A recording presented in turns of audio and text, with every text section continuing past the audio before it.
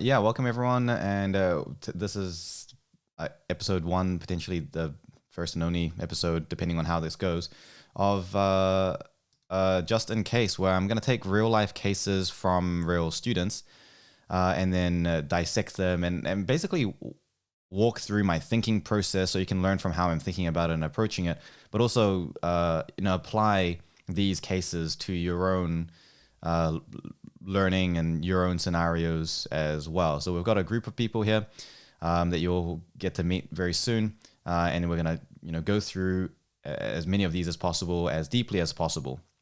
So I will also be monitoring the comments as well, and if there's anything that you particularly want me to go into a little bit deeper, just put it into the comments, and I'll do my best to answer them. I might not be able to answer them as fully if we don't have time, but we will keep note of questions that are like worthwhile to go into in the future, and then we might make some more videos about that later. But good, all right. Welcome everyone. Everyone that's just joining, we'll get started now. So the first batch of work that we'll review are from three people called Marie, Warissa, and Kaustubh.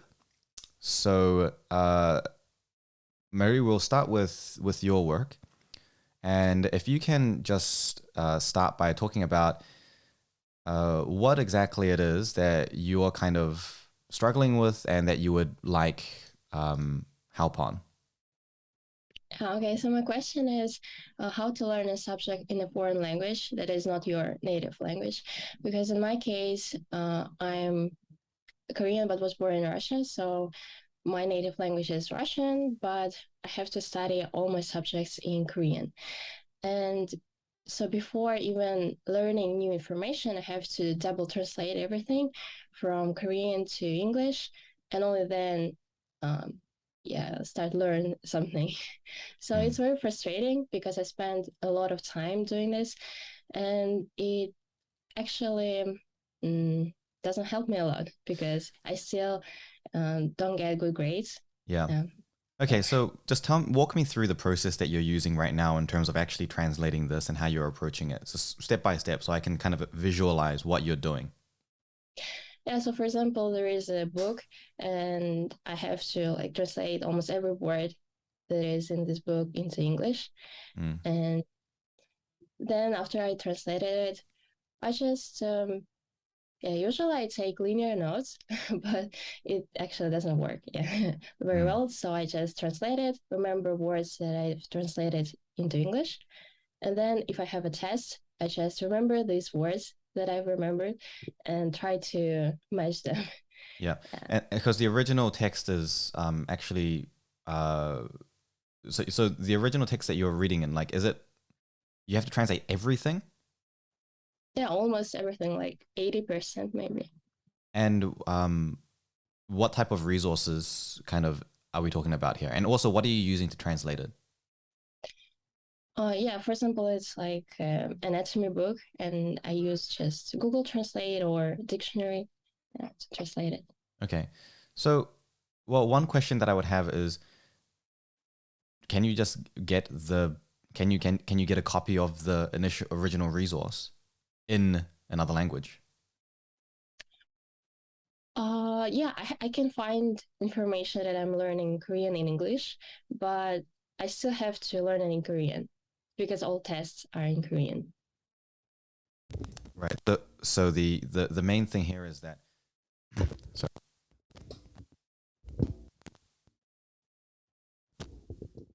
So good time for my mic to fail. Okay, there we go. Okay, so the main thing is here is that it's not just the fact that it's the translation and understanding it, but you have to have it in Korean anyway at the end of the day because of the fact that you're going to be assessed in Korean at the end of the day. Yes. Okay, so the question here is then how I mean how successful have your previous attempts been in terms of just learning Korean first, like to the level where you don't have to do the translation. So instead of just like sort of slowly improving your Korean to the point where you can, just spending a more intensive time. Yes, I understand that I need to improve my Korean, but the problem is that information that I'm learning right now, like there is more and more information that is new, and words that I will meet like in the future, I cannot be prepared like to But at the learn it. moment, you're sort of saying you're translating 80% of everything you're learning, right? So, yes, there may be new words that are more advanced, but also it seems like there's kind of like a massive amount of stuff that is not that advanced that you're still translating. So basically, there is like advanced information, but I can understand maybe intermediate level information. Okay. Is it, and the thing that you're struggling with, is it the advanced, is it exclusively advanced stuff, or is it the intermediate? Like, let's put it this way.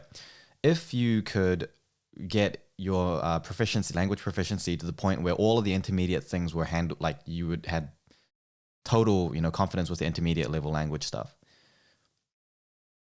would that save you a significant amount of time or not?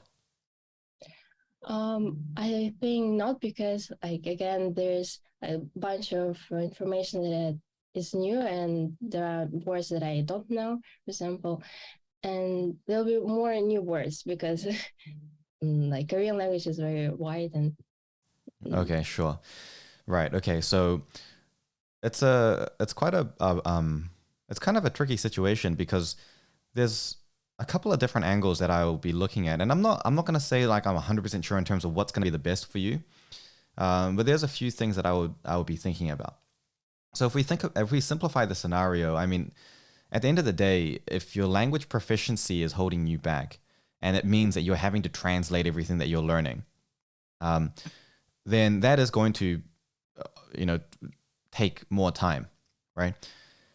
But the thing that I'm also thinking right now is that you're talking about language that's only for, advanced contexts. So most likely that more advanced language is going to be a little bit, it's going to have something, it's going to be conceptually a little bit more dense as well.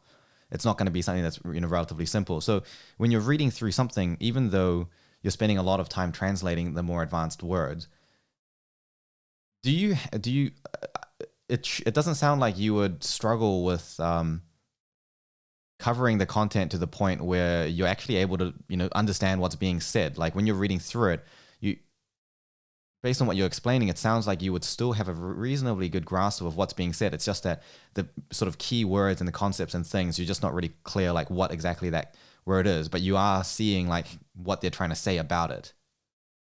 Is that right? Is that accurate? Have I understood that correctly? yeah. So the problem is with academic words, like medical words that are in Korean, but maybe I know them in English, but I have to still like learn in Korean. Yeah, yeah, okay. And then as you mentioned, your note taking is relatively linear at the moment. I'll just share that screen as well, just to show. So this is kind of your notes here. Obviously, it's written in Korean, and they are looking relatively linear.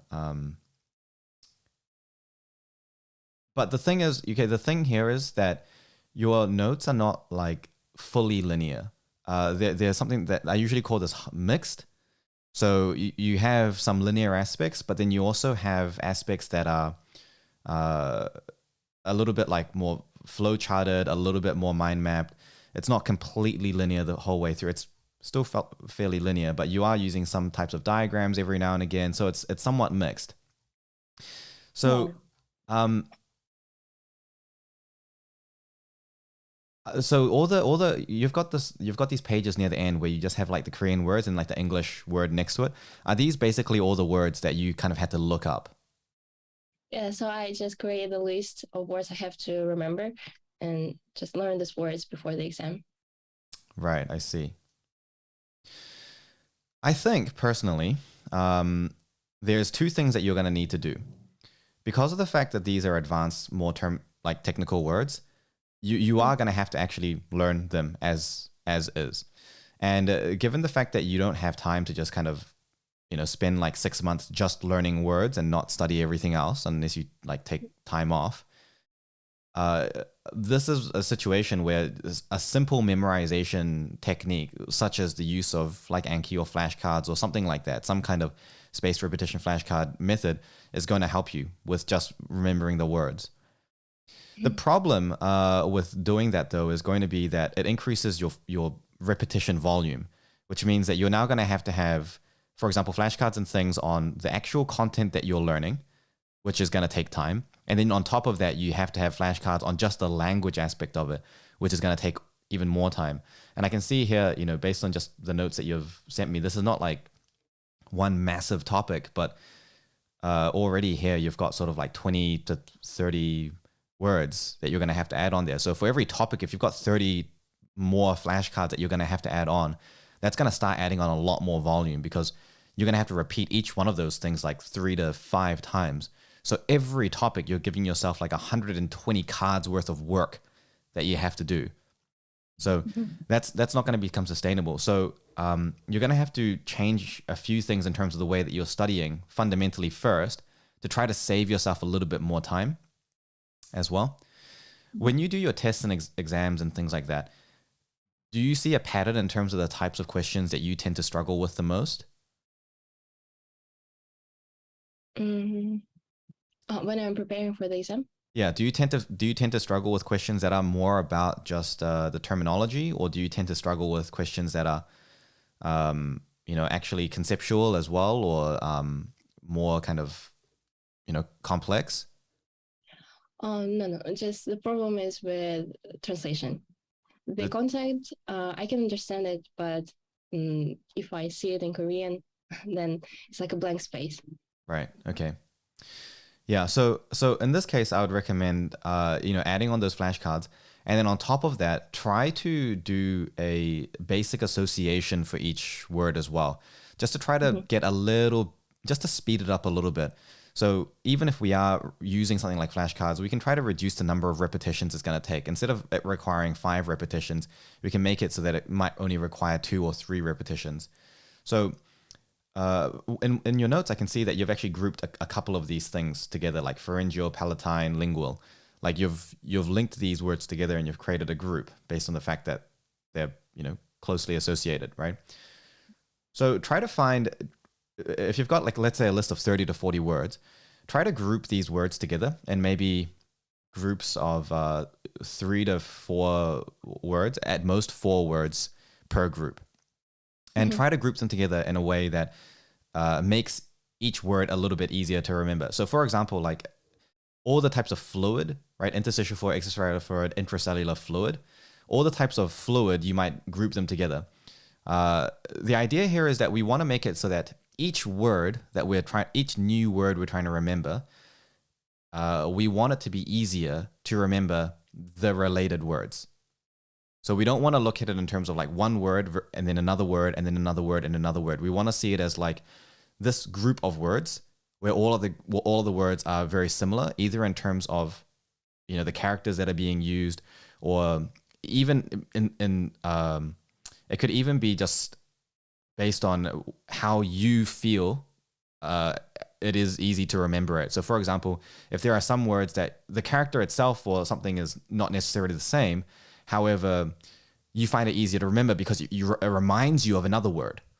And then this word also reminds you of that word, right? So the two words themselves may not be directly related to each other, but they could be connected mentally because they both remind you of something similar.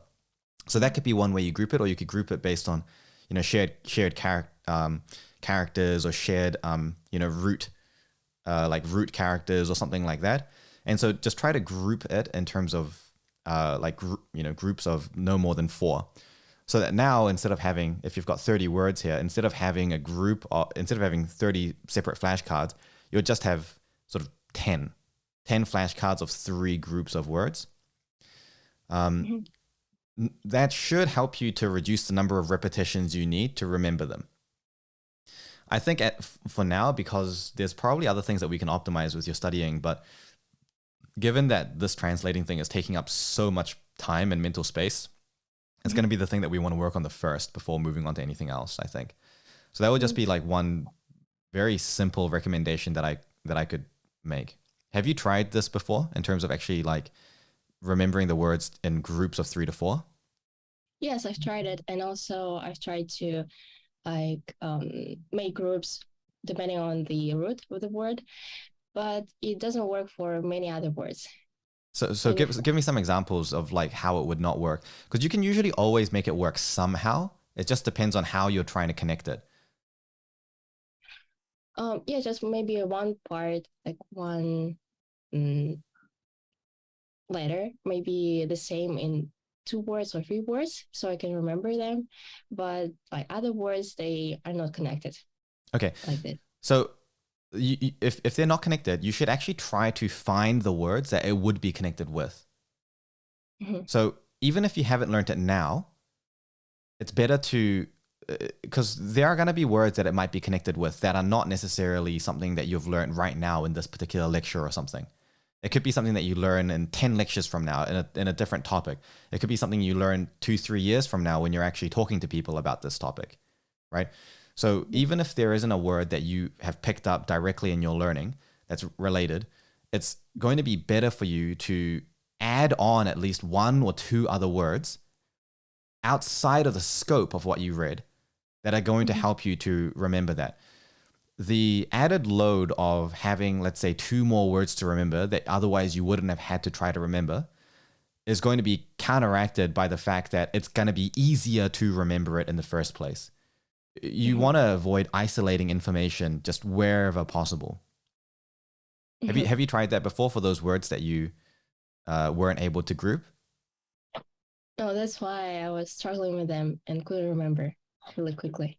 Yeah, so I would just give that a go. Just try to make it so that no single word is ever viewed in isolation. For everything that you try to encode in, try to make it connected at least to 1 or 2 other things, and then put them in groups. And then after you've done that, then you'll have some experience in terms of how that worked for you, and you can continue to try to optimize that afterwards. But I'll try to give this a quick go to begin with. Okay. Okay. I also had a question with flashcards because I've used what is it called, Quizlet. Yeah, Quizlet is not very good. I don't think personally. I don't believe Quizlet is very good. Yes, just I can memorize words, but maybe for 2 weeks, and then can't remember them. So I had this problem. Yeah, so really. That's a symptom. So not being able to remember and recall something is a symptom of the fact that it was too isolated. So what I've told you about right now, this should help you to reduce the isolation to begin with, and therefore make it more memorable naturally. Like if you have 3 different words and you forget one of them, the other 2 words are going to help you remember that first one. That's the way that it kind of works, right? So you want to just increase the amount of almost like redundancy. Yeah, it increases the safety of every piece of information by making sure that's nicely padded up and connected. Okay, give that a go. We'll move on to the next person and their questions. Thanks for that, Marie. Warisa, we'll move on to your work here. Can you just tell me what the problem that you are facing is? Okay, so my basic problem is that I face problems with revision because I have exams which are like, if I have an exam on 20th, then I have an exam on 21st, 25th, 26th, 27th. Like it's a consecutive 8-day stretch of exams.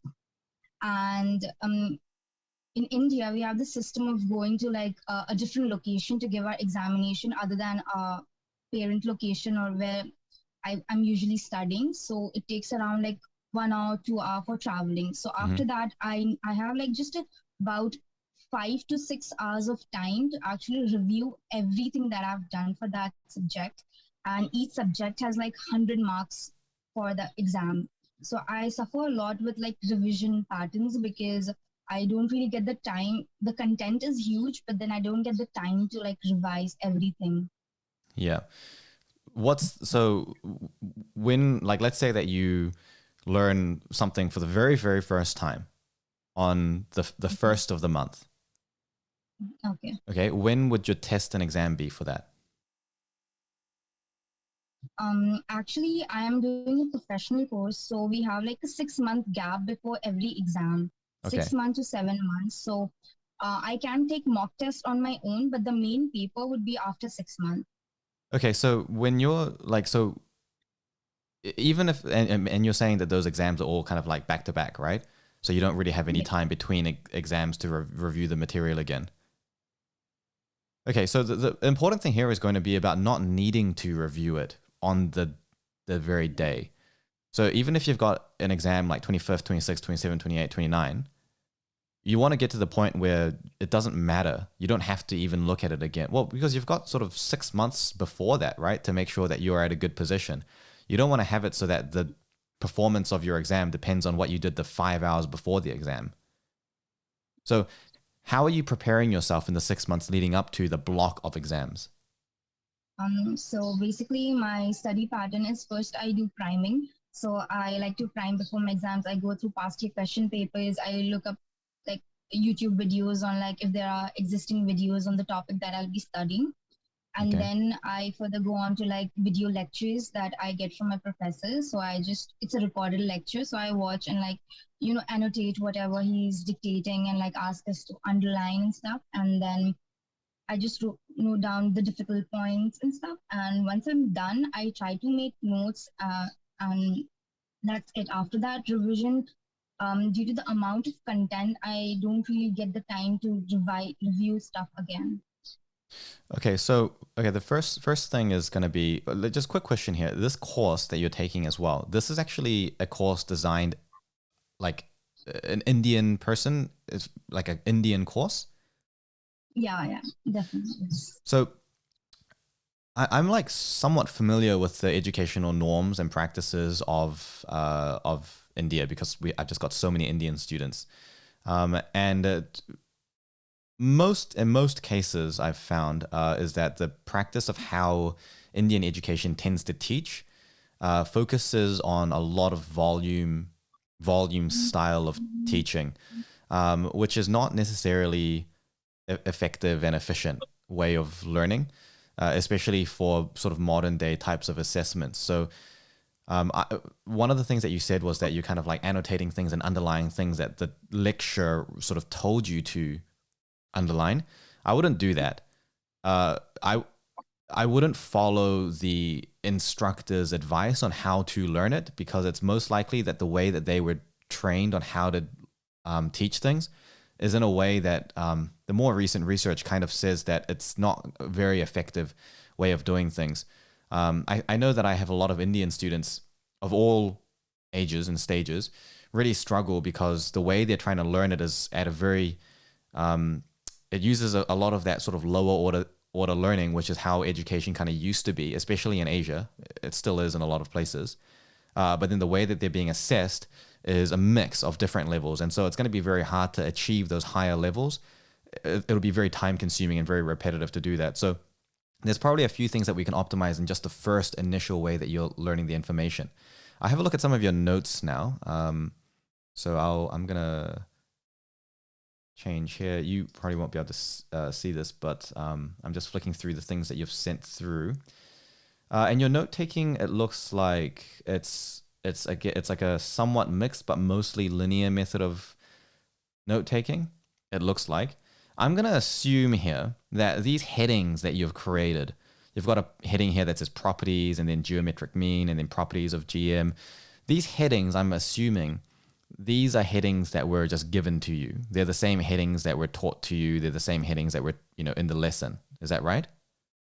No, so for the first page is actually like everything that is given in the chapter, and then I sort everything based on the importance so that I don't miss out on stuff, because I have a tendency of like missing out stuff when I read. So that is what I do to like make sure that I'm getting the entire thing covered. Okay, so when you're in the lesson, like the video lesson or whatever you're learning, how exactly are you like, where are these notes coming from? Is this happening all after the lesson? Are you doing some of these during the lesson? What's the timeline of this? It's all after the lesson. All of it's after the lesson. I don't like taking notes while I'm in the class. I tend to focus more on what the professor is saying rather than like taking notes. So. Okay. And when you're priming the topic, you said, are you writing any of these notes, or is it just that kind of first page? It's just the first page. Just like this the first section page. Numbers and basically like the past year questions as well. Okay. So I think there's some good stuff that we can work with here. And there's a few areas we can increase your efficiency. We're probably not going to be able to increase the efficiency, like massively straight away, but there's a few small optimizations we can make that are probably going to overall save you sort of 10, 15% worth of time and just make this make it a little bit easier. And that time that's saved, we can then reinvest in some other techniques that fill in other gaps, because that's the other part of this that I want to talk about. So it's good that you're actually priming this using like videos and kind of basic summaries and things, so you get an idea about what's being covered. That's actually very good. What we want to do is, instead of writing the notes as you're writing it now, which is just very linear, I want you to start actually doing two things here.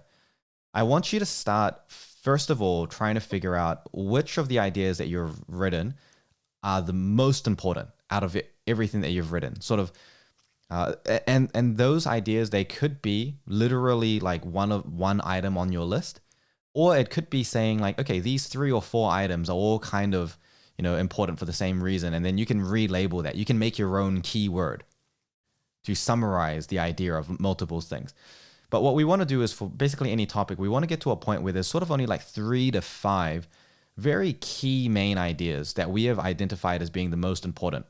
That takes a little bit of time to think about, because you have to go back and forth between the information, and you have to like look at it a little bit again and look up a few things. So after getting this list, it might take you an additional 20 to 25 minutes to figure out what you think are the most important ones and really think about why they're the most important. And then after that, just create a very simple like mind map or concept map about how they relate together. Okay. And that's going to form like a cognitive sort of reference for you in terms of how the topic overall flows. When you're in the lectures now, I want you to start adding the main ideas onto this frame. Literally adding it onto the frame. The reason I want you to do that is because when you're in the lesson, it sounds like right now the information is coming in very isolated. So it's sort of like information by information and sentence by sentence. And in your head, you're probably thinking about it a little bit more, but you want to sort of facilitate that. You want to leverage that. You want to be able to do that thinking a little bit more quickly and a little bit more easily and more deeply and more widely. So that's what note-taking can be useful for, is to make some of those parts easier. If you have a general frame of the major concepts that you know are the most important and how they relate to each other, and then from there, you're having new information come in, and straight away you're thinking, well, where should I put this? How is this related to this? How does it relate together? And you add branches and you add arrows and you think about that. Then straight away, it's making new information put in context. And so it's reducing the isolation. So what that's going to do is it's going to kick up your brain a gear. It's going to help you with remembering the information. It's going to help you to deeply understand it. It's going to help you to get a stronger conceptual understanding for it. And it should make it faster for you to study this material, because your brain knows how to think about it instead of looking at each individual thing in isolation, where it becomes somewhat irrelevant, right? When it's connected together, it becomes more relevant. So after that, after your lecture, you'll have this huge thing with all these things coming off of it, okay? At that point, you can go through and, instead of writing your linear notes as you would right now, add on to this flow with the other information that you would normally add on. So now it's going to be this huge, massive, very complex, mind map, concept map with lots of things going on. You're going to need to get bigger paper, by the way, or if you've got a tablet or something, that's very helpful. So I want you to try to replace your linear note taking with this. At that point, when you've got this very crazy set of notes, it's going to be hard to follow. It's going to be basically impossible to follow. So what I want you to do is, let's say a day later or maybe at the end of the week, look through that big flow that you've got and then start cleaning it up. Rearrange some of the items. And your goal here is to try to simplify it and find ways that you can make it more obvious. Everything that you've written, you want to think, is there a way that I can represent this or think about it in a way that makes it so obvious that I don't even need to write it? And that allows you to condense a few things. You can you can remove some full sentences. Most of the time, even without thinking about this, you can usually simplify things and cut out like half of the words by taking out full sentences and just having main ideas. But then when you think about how you can not even need to have a certain idea there, because it's represented already by the fact that there's an arrow, or that it's, here versus here instead of, here and here. Like, even just placing different things on the page differently and being very intentional about why you're doing that, that can already save time, and it can save a lot of space. And that's going to help to clean and organize your thoughts. Because if it's organized on your notes and your notes represent your thinking, then it means it's clean and organized in your head. And by the end of that process, you should have something that looks much easier to follow, and you should be much more confident in the material. This will take time, and this will take a lot of thinking. It's not going to be the type of studying that's like, writing things out over and over again. It's not going to be repetitive. It's going to be very back and forth thinking, lots of comparison, right? And that's what we call higher order thinking. Once you've done that, by doing that, you should be able to save at least you should be able to save a couple of hours per week, at least minimum of study time. So we want to reinvest a little bit of that time in another form of retrieval and practice. So that's a good time for you to then go through the past papers and things that you've got, look through some of those questions, and make sure that every time you answer a question, you are first of all writing it out fully, so you're catching any gaps, and also anytime you're unsure of the answer. When you do a practice paper or question, do you usually check the answer straight away, or what do you do with that? I take a red pen and then I try to circle the things that I missed, and I felt like there was a blank or like a gap between the knowledge. Okay, that's good. And then how do you sort of check that? I usually match it with the model answers that were given, and then basically I check it immediately. Okay, so that's something that we can change, because there's a big gain that we can have from there. So I talk about this in a previous video. I can't remember which one, but I'll just jump in to say that it was the USMLE Step 1 video. Although you're not taking the medical video, you're not taking a medical exam, but that video is really applicable to any past papers. I'll link it in chat. Yeah. So have you watched that video? The USMLE Step 1 video? No, I haven't, because I'm not preparing for USMLE, so I thought it wasn't relevant. No. Yeah, that's fair. I would actually watch that video because I'll go through the very brief overview, but just check out that video for the full one. But the idea here is that you don't want to rely on the answer sheet. You want to get, for every time you do a practice question, you want to get to a point where the answer sheet becomes unnecessary. You want to get to the point where you don't need an answer sheet. So what's more important is your confidence about it. If you answered something and you weren't sure if it was right or wrong, what's more important is that you get to the point where you are confident, where you don't even need the answer. Because that is truly testing on the gaps of your knowledge. You don't want to rely on luck, because if, let's say that you answer something and then you check the answers, you weren't sure about it, but you checked the answers and you got it right. Okay, that's not important, because in the actual exam, they may ask you a similar question a little bit more different, and then you may just get it wrong. Okay, so what's more important here is your confidence and your level of certainty. So the answer sheet, and depending on answer sheets, is not, it can actually hide gaps.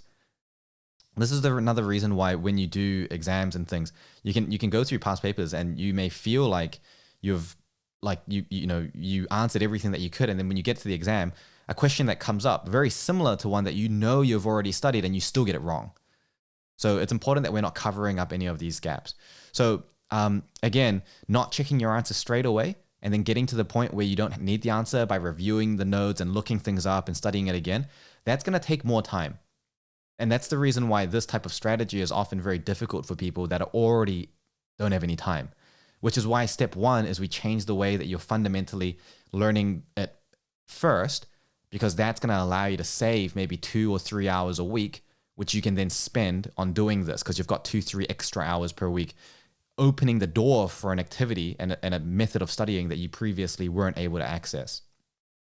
Okay, so there's a number of things that we talked about. I'd recommend, when this goes live, when this gets uploaded, to check this up again, just to follow the steps exactly. But just give that a go first, and just remember, just make sure that you are really focusing on making sure that information is not coming into your brain isolated. You always want it in context. You always want to see it in terms of a purpose and a big picture, because that's going to allow it to be more relevant, and that's going to activate more higher order thinking, which we already know that has a big effect in terms of your overall efficiency and how easy it is for your brain to hold on to that information and then use that information. and it's going to save you time. Okay, cool. Let's move on to the next person. The next person here we've got is Kaustubh. So can you hear me? Yep. So I have two questions. One is about the mind maps and one is about mathematics. So about the mind maps, you have said that in the video of the high order learning, you should get to the evaluate level. Yes. And I think I'm at the fourth, that's the analyze, where I could group several concepts and find some basic relations between those groups of concepts. But in the evaluate level, you said that we should able to prioritize those specific relations. Yeah. And I don't understand how to prioritize. Yeah. So it's good that you're getting to that analyze level. So for anyone that's watching this that's not familiar, the analyze level is talking about sort of a level of learning where you are finding that different things are related to each other. There are relationships. So here's the difference between analyze and evaluate. And this is a big difference. There's a big jump. Analyzing something means you know that there is a relationship between two things. And you are aware that there are similarities and differences, and you can sort of roughly explain what that is. Evaluate means that you know the purpose of that relationship and how important that is for that purpose or for a range of different purposes, right? So when we're talking about prioritizing relationships, I'm looking through your notes right now and I'm seeing you do have lots of relationships. So this is a very typical, so anyone that's watching this, this is a very typical type of work that you can see from someone that is at that just analyze level, that's just one step away from reaching the higher orders of thinking, is that you often find that there are lots of arrows, lots of relationships. There's clearly things related to each other, but characteristically, it's very hard to follow what's going on. At a glance, it's very hard to see what's happening. So across all of the things that I'm seeing there are arrows, but it's hard to track it. There is also two other things that I'm noticing that will probably give you an immediate improvement. The first thing that I want you to work on, okay, is something that we call a wheel and spokes pattern. In most of the mind maps that you've sent through, you have a central theme in the middle where everything comes off from. This can sometimes actually make it harder for you because of the fact that it creates the illusion that the ideas are related to each other when actually they're not. So for example, we have a mind map here called, actually, there's a really good example here, the chemical kinetics one. We have 1, 2, 3, 4, 5, 6 things coming off from this idea of chemical kinetics in the middle. And all of those 6 things are actually related to each other. But because of the fact that it's coming from the thing in the middle, it gives the illusion that we have actually connected it, but it's not really. All we have said is that all of these things belong in the topic of chemical kinetics, right? It doesn't actually explain what the relationship is or why it is relevant or why it's in this topic and how it connects everything else. And it makes it a little bit harder to follow because that means that every single mind map you have has this kind of outwards radiating appearance every single time. So one thing that we recommend, and this is not always the case in every situation. There are plenty of times where it doesn't have to be like this. However, what I would recommend in your situation is to remove the central theme from the middle. Don't start the topic with chemical kinetics. Start the topic by figuring out what you think the most important main groups and ideas are, and relate the groups and ideas with each other first.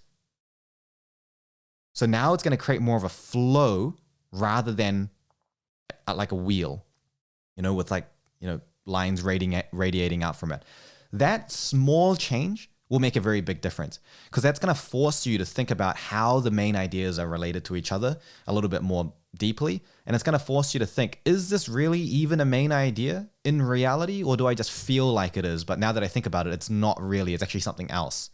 So it's going to force you to think about it like that. Okay. So that's the first thing that I would recommend. The second thing that I'd recommend is you've got and again, in this chemical kinetics one, we can see there's 6 things coming out from it. No single group should have more than 4 things coming from it. And I call this a 2-4 rule. People in my program are very, very familiar with this because I harp on about 2-4 rule all the time.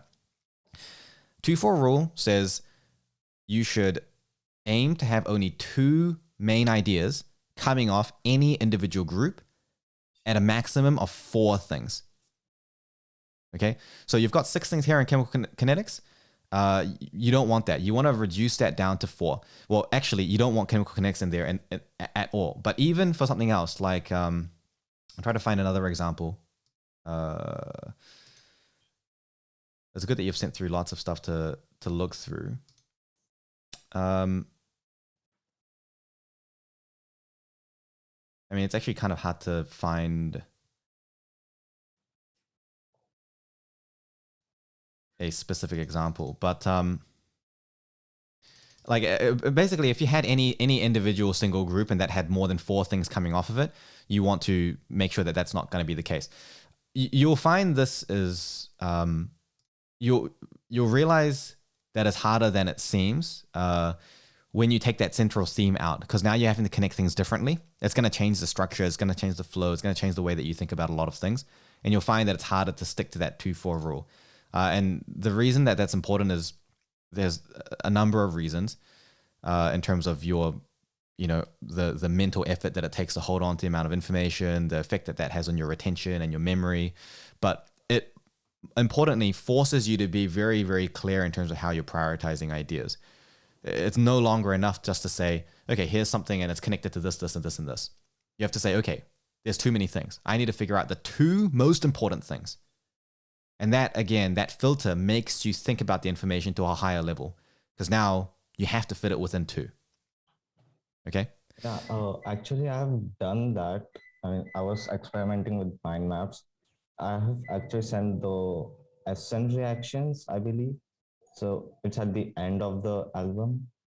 End of the album. So the one, which one are you talking about? Right. What's the name of the document? Yeah, it's just the mind maps. Is it the last mind map that you've got? Oh. I mean, I'm not seeing one where you've got. I'm not seeing one where you don't have a central theme and where you have the 2-4. I mean, I see ones where there aren't more than 4 things coming off of it at any given point. So I can see parts of that, but I'm not seeing one that doesn't also have a central theme. What's important is that you remove the central theme in this case as well, on top of sticking to the 2-4 rule, because it gets harder to stick to the 2-4 rule when you take the central theme out. Yeah, so I would give that a go first. The idea here is just like the main thing here is you are identifying relationships, but you're not clearly prioritizing and making the judgment on what is the most important about this. That's the main thing that you're missing. Okay? And in those mind maps, I have purposefully not written the answers, like the formulas. So should I keep it that way? Yeah, stick with that for now. This? Yeah. It's good that that's what you're doing right now. Okay, cool. Give that a go. We'll move on to the next person. So the next round of work that we're going to review is from Ty, Cinthia, Khaliq, and Kevin. So Ty, do you want to tell us about what the difficulty that you faced is?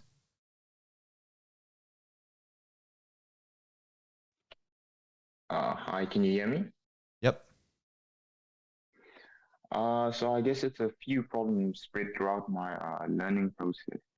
The first has to do with my pre-study process. Mm-hmm. And I want to know if it's necessary to pre-study when you have a group of pretty much secluded knowledge or isolated knowledge for something like math maybe, or physics. So let's think about the purpose of pre-study, right? Like, why do we do pre-study in the first place? Well, personally, I use it to build on my, basically build a foundation before I get into the learning, I guess. Okay. And how does it build that foundation? Well, I try and build that foundation with, I guess, a minimal amount of information. So headings from what I'm studying or keywords. Okay. So that's good. So the idea is that when we're building this foundation, we're using a minimal amount of, so why do we use a minimal amount of information, right? We don't want too much information because it's going to overwhelm us, right? It's the using a minimal information is purely because the brain is only able to handle a certain amount of information at a certain volume, at a certain pace before it gets overwhelmed. So if we think about how much our brain can kind of hold on to and process meaningfully as the volume inside a cup, for example, we can either pour this cup into like a long, narrow kind of test tube, or we can pour it on a desk where it's very thin and wide. And when we're forming schemas and structures about how to understand information, relevance and therefore how easy it is for our brain to hold on to information and remember it and all that sort of stuff, that's always going to be easier when we have more things for it to connect to. And it's going to be easier for it to connect to things if it's using, for example, prior knowledge. So if someone were to explain, let's say you've got like 5 lectures of physics. Okay, well, let's say you've got like an entire, like a month's worth of physics. In that month worth of physics, it's if someone explains that month of physics to you in sort of 10 minutes at a very surface level, it's going to be easier for you to understand than if someone were to just go straight into maximum detail from the beginning and spend like 10 hours explaining it to you, right? Relatively straightforward. So the reason that is going to be easier is because of the fact that it's leveraging off of our prior knowledge more. So we already have a basic understanding of other things. And then so when we learn something at a simple level, we're able to very quickly and easily make connections about that. And therefore we're building our set of knowledge. When we're learning something, we always want to go in that direction. We always want to build on what we know to the next level, then to the next level, and to the next level, and to the next level.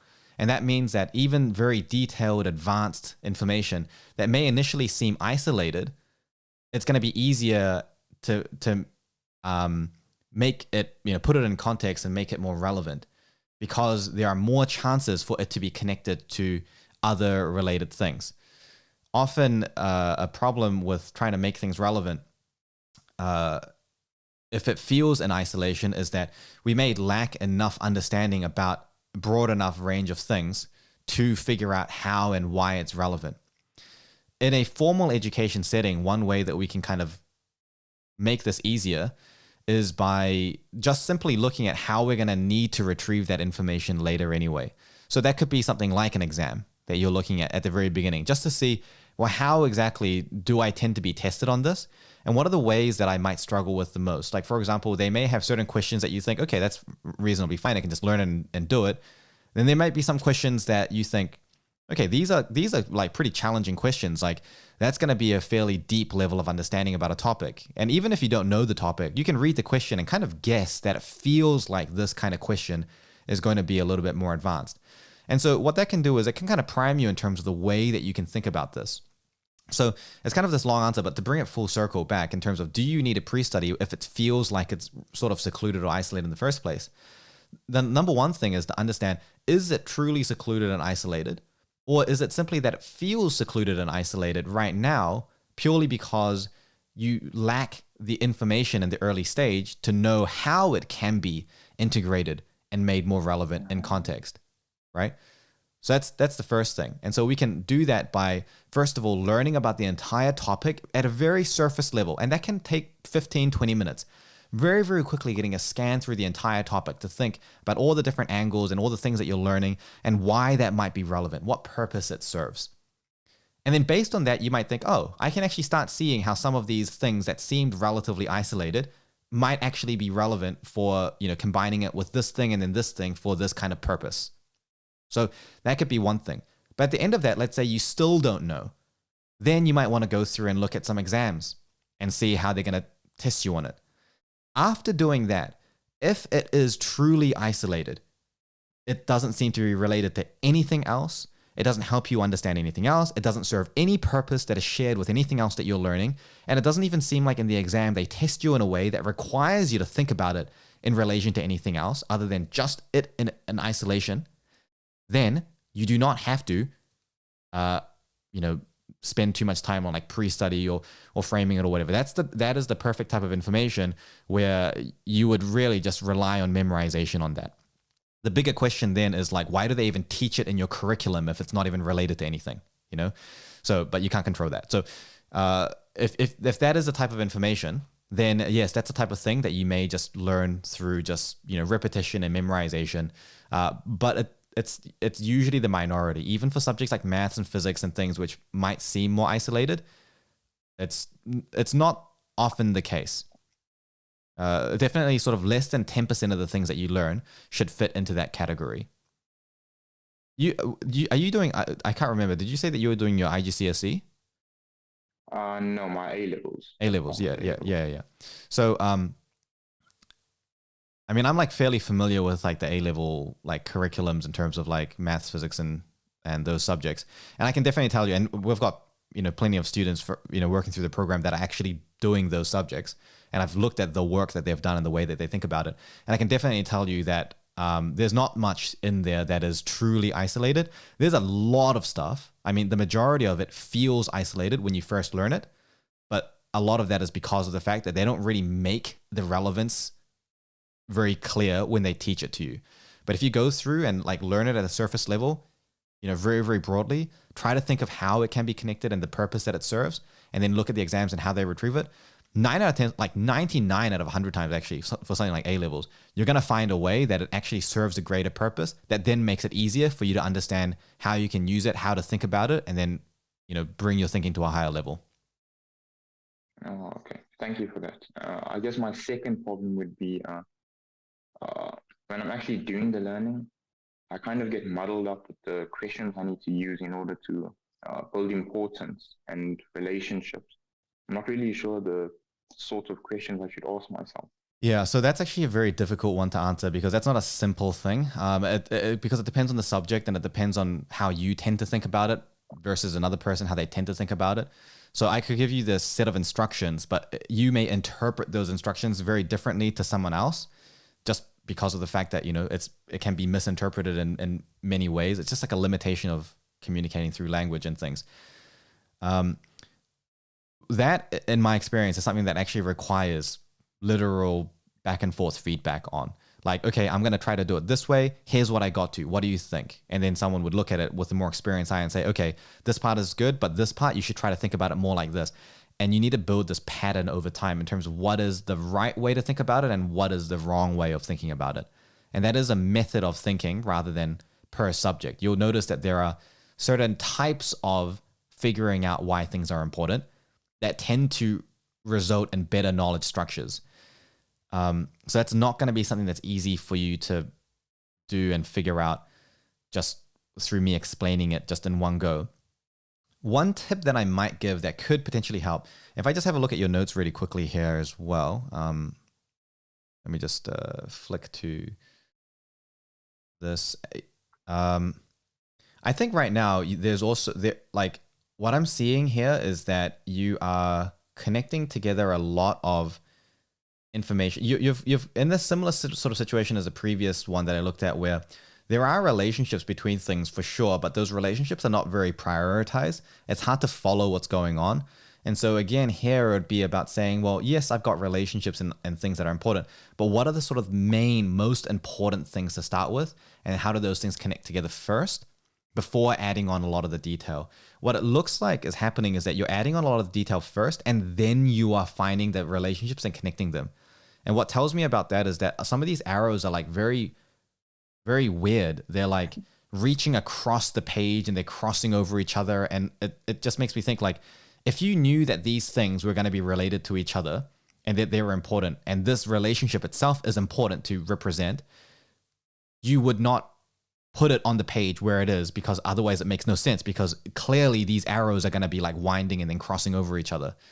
So what that tells me is that the relationships and what relationship is most important was thought about after the information was put down rather than before. So that's one thing that will make a big difference, is before going into the detail, getting a basic understanding of how you're going to structure the information based on what you think is related to what and how it's important. Another quick tip that I can give you here is to actually start anchoring your concepts with bigger keywords and groups. So right now you've sort of circled the information here and there to represent that it's kind of like one group. Instead of doing that, actually figure out like, what is it that it is talking about? You know, give it like a keyword. It could be something very just like layman's terminology. It doesn't have to be technical, but it's something that you can kind of anchor onto and say like, okay, rather than like this group of concepts, you can say it's like this versus this, and that relates to this, and that causes this. Like it can be very clear, and it's going to help you to frame it more clearly. So that's probably two things. Anchor your concepts with some keywords that you and terms that you create. And then the second thing is to swap over in terms of, don't think about the relationships after you've put everything on the page. Think about the relationships and how you're going to structure it before you put it on the page, and then add the detail afterwards. If that's really difficult for you, add all the information on the page first, then you can add the arrows, but afterwards, definitely clean it up and then rearrange and restructure it. It's best if you're able to do it without having that step, because that creates additional time requirements and is less necessary. But it depends on your level of higher order thinking and your deep processing ability. If your deep processing ability is, like if it's difficult for you to use this kind of technique straight off the bat, you don't want to just struggle needlessly. You can start with having the information, then cleaning it up. And then once you get better and better and better at the cleaning up process, you'll find that naturally it just starts becoming cleaner the very first time you put it on paper. And you can start transitioning towards getting to the point where you're just thinking about the relationships first, structuring it, and then you add the detail on afterwards. So it's clean and organized to begin with. So that's the idea of activating higher order thinking skills at a very early stage of learning, rather than trying to ramp up to that point at a later stage. Okay. Okay. All right. Thank you for that. I guess another problem I have, I guess it's probably my own fault, but I'm not really sure how to go about covering a subject like mathematics. I'm not really sure how I should attack it. So try to use the same approach. Try to use the same approach first, and you'll note the thing with maths is that maths is taught in a certain way, and that makes it seem like it should be learnt that way. But actually, one very quick thing that I'll give you a tip for, and this is something that like a lot of the top math professors in the world, they recommend and advocate, and they push people to learn maths this way, but it's not mainstream. Is when you're first learning maths, learn it without any numbers or anything. Just learn it in pure English and just words. Understand maths in terms of the words first. Create a concept map, exactly how you would something like anatomy or physiology or chemistry or physics or whatever. Like learn it the same way that you would learn like that, but start with just the words, the concepts, the purpose, the function, and then map out that as well. And that's going to give more relevance to the equations, the formulas, and the proofs and the structures. And when you see how and why it's relevant, it's going to make it much easier for you to use that information in problem solving, because now you know the approach to it. Sometimes you get a question and you think, I don't even know how to start answering this.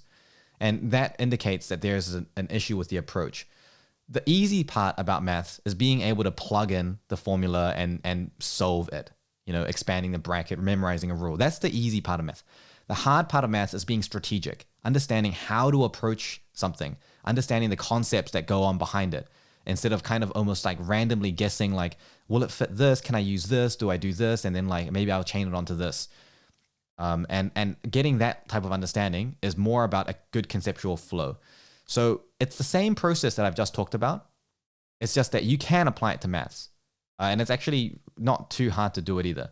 Give it a go, and then you'll probably start seeing that it actually helps to make math make more sense. And again, this is one of those things that a lot of the, I think there's even, I can't remember if there's a TED talk or there's some kind of speech anyway. It's given by this very well-regarded maths professor. And one of the things that he always pitches is when you're learning maths, you should not be thinking about the numbers and the formulas and things until you already have a very good understanding of, in English, what it is that you're learning. So try to focus on that. Thank you. I think that actually that's the root of my problems. Cool. I think I'll use that. Nice. I think that's pretty much all I struggle with.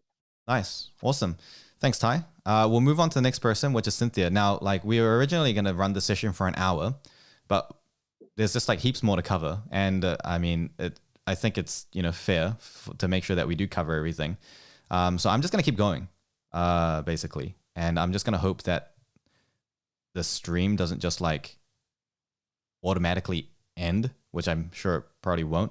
But yeah, so the next person we will flick to here is Cinthia. So Cinthia, if you can just explain what it is that you're particularly struggling with. And we'll try to go a little bit quicker though. Okay. So I feel like at the moment I'm struggling with like maintaining my knowledge, and I feel like I'm really, really, really scared of like losing information. So I started off with high school. I was doing the IGCSE, and then I moved to do the International Baccalaureate Diploma program. And my methods were that awesome. I was like average, doing linear notes like everyone else, and like revising with past papers and stuff like that. And when I was doing the IB, I found out about flashcards, so I started using Anki. And this year I was going to move on to use RamNote. However, that's when I found your channel, and I started getting interested in mind maps and making sure that I was encoding information better. Yeah. And I did my first mind map, and it was the one that I shared.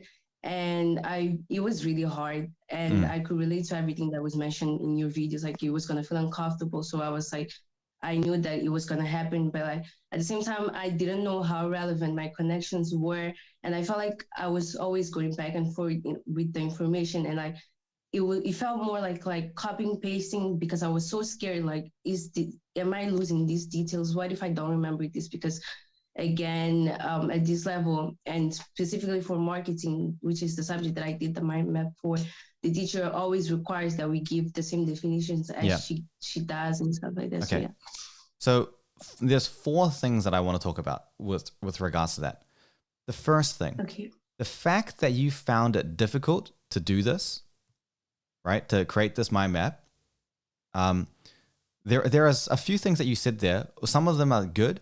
Some of them make me think that you kind of need to bring it up a level.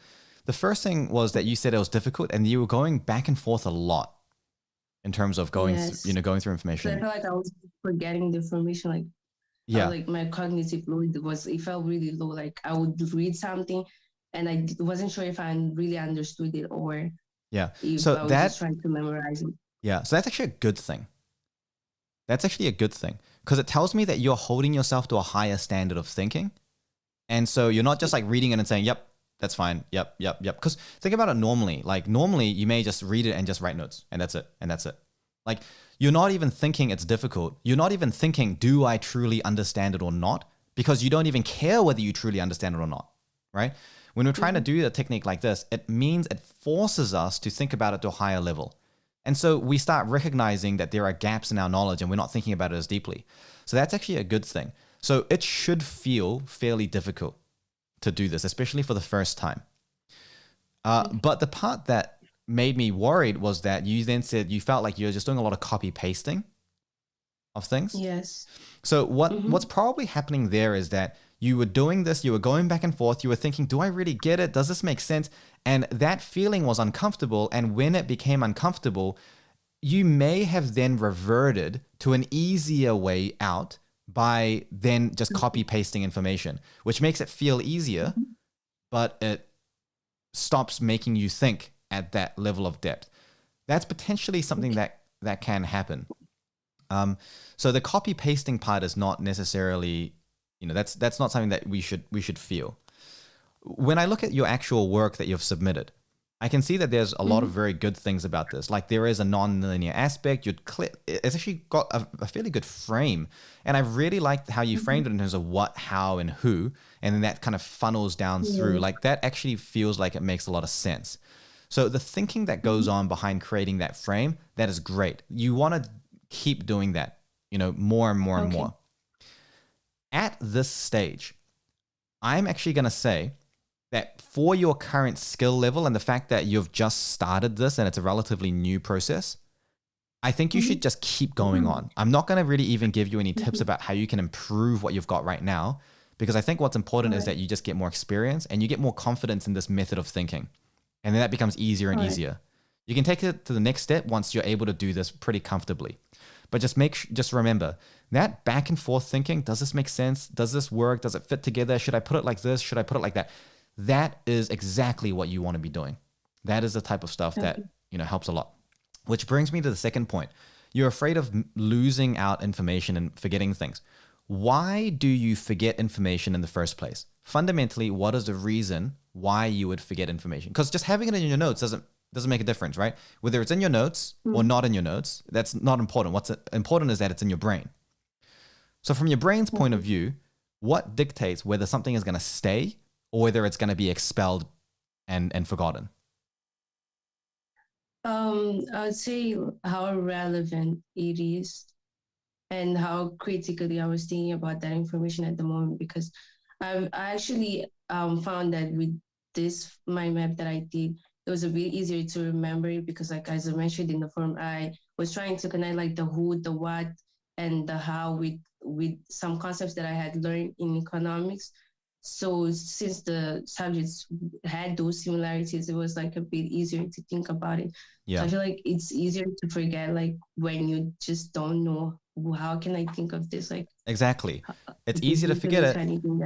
Yeah, exactly. It's easier to forget it if you don't know how to think about it. And that how to think about it is essentially, we're talking about like a structure. It's like a method. It's like a approach, overall perspective on something. And when we know how to think about it, what it means is that there is some level of relevance there, right? Something feels relevant because we know how to think about it. Whereas something feels irrelevant if we don't know how to think about it. So for example, like you're studying marketing. So I'm going to presume you don't have much information, like much knowledge in terms of like pharmacodynamics or like medicine. Is that an accurate assumption? No, yeah. Okay. So if I've got these like eye drops next to me, which are like expired by years and I really shouldn't be using them. But, this is nafazoline. Nafazoline 0.25 mg per mil. Okay. With phenyramine maleate, which is just a preservative. Is that relevant for you? Do you know how to think about that? No, right? So that's the type of information that would just be like, I don't know how to think about that because it doesn't feel relevant. It's not connected to anything. And so what are these eye drops made of? What's the ingredient in them? I literally forgot. Yeah, it's been seconds since I told you, right? Yes. Nafazoline 0.25 mg per mil, right? So when I tell you this, that type of information, if I told you, I want you to remember that, right? This is nafazoline 0.25 mg per mil, right? Then in your mind, what you'll be thinking is because you don't know how to think about it, you're going to go into the frame of, okay, I'm going to remember it. Nafazoline 0.25 mg per mil, nafazoline 0.25 mg per mil. And you're going to start repeating that. And you're going to get the feeling like, I'm going to need to just do this again and again and again because I do not know how to think about it. I can feel it slipping away, right? That is a sign that it's not relevant. It's not connected. So we need to change that. A lot of people get that feeling and they decide, I'm just going to put it into my notes and just repeat it and smash through it. But that's not the way that it should be approached. Is that when that feeling is go up a level, right? And we need to make it, sorry, I think I'm just lagging here a bit.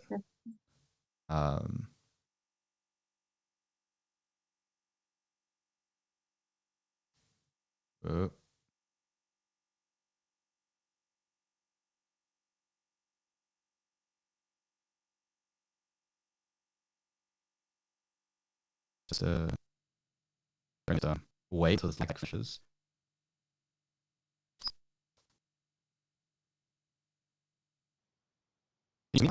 Yes. You can still hear it. There's some bullshit again. Like freezing out when you brought so.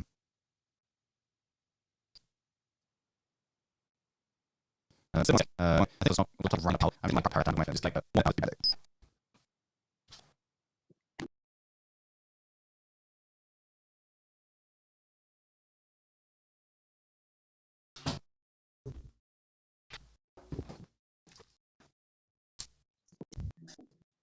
Okay, I'm gonna hope that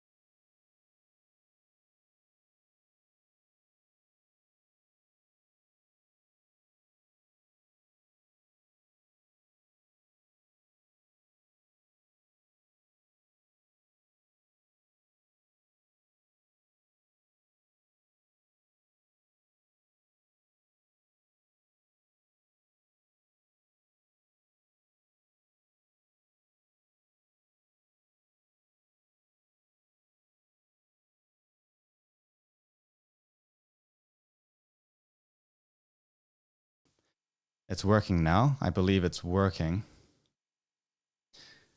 It is. Cool. All right. Perfect. Great. Sorry. Yeah. I didn't realize like how much power it draws out. This is like a fully charged MacBook Pro that's meant to go like 6-7 hours. And then I just drained the battery in the last like 55 minutes. Okay. So, what was I talking about just now? Yeah. So the idea here is that you're going to forget information if it's not relevant. Okay. So if you don't know how to think about it, if it's not relevant, if it's not connected to anything, then you're going to be much more likely to forget the information, right? So losing information, you have to understand, is more about that feeling of isolation. So what should, not that I want you to like feel anxious about studying, but if you're going to feel anxious about something, you should feel anxious about taking down information in isolation.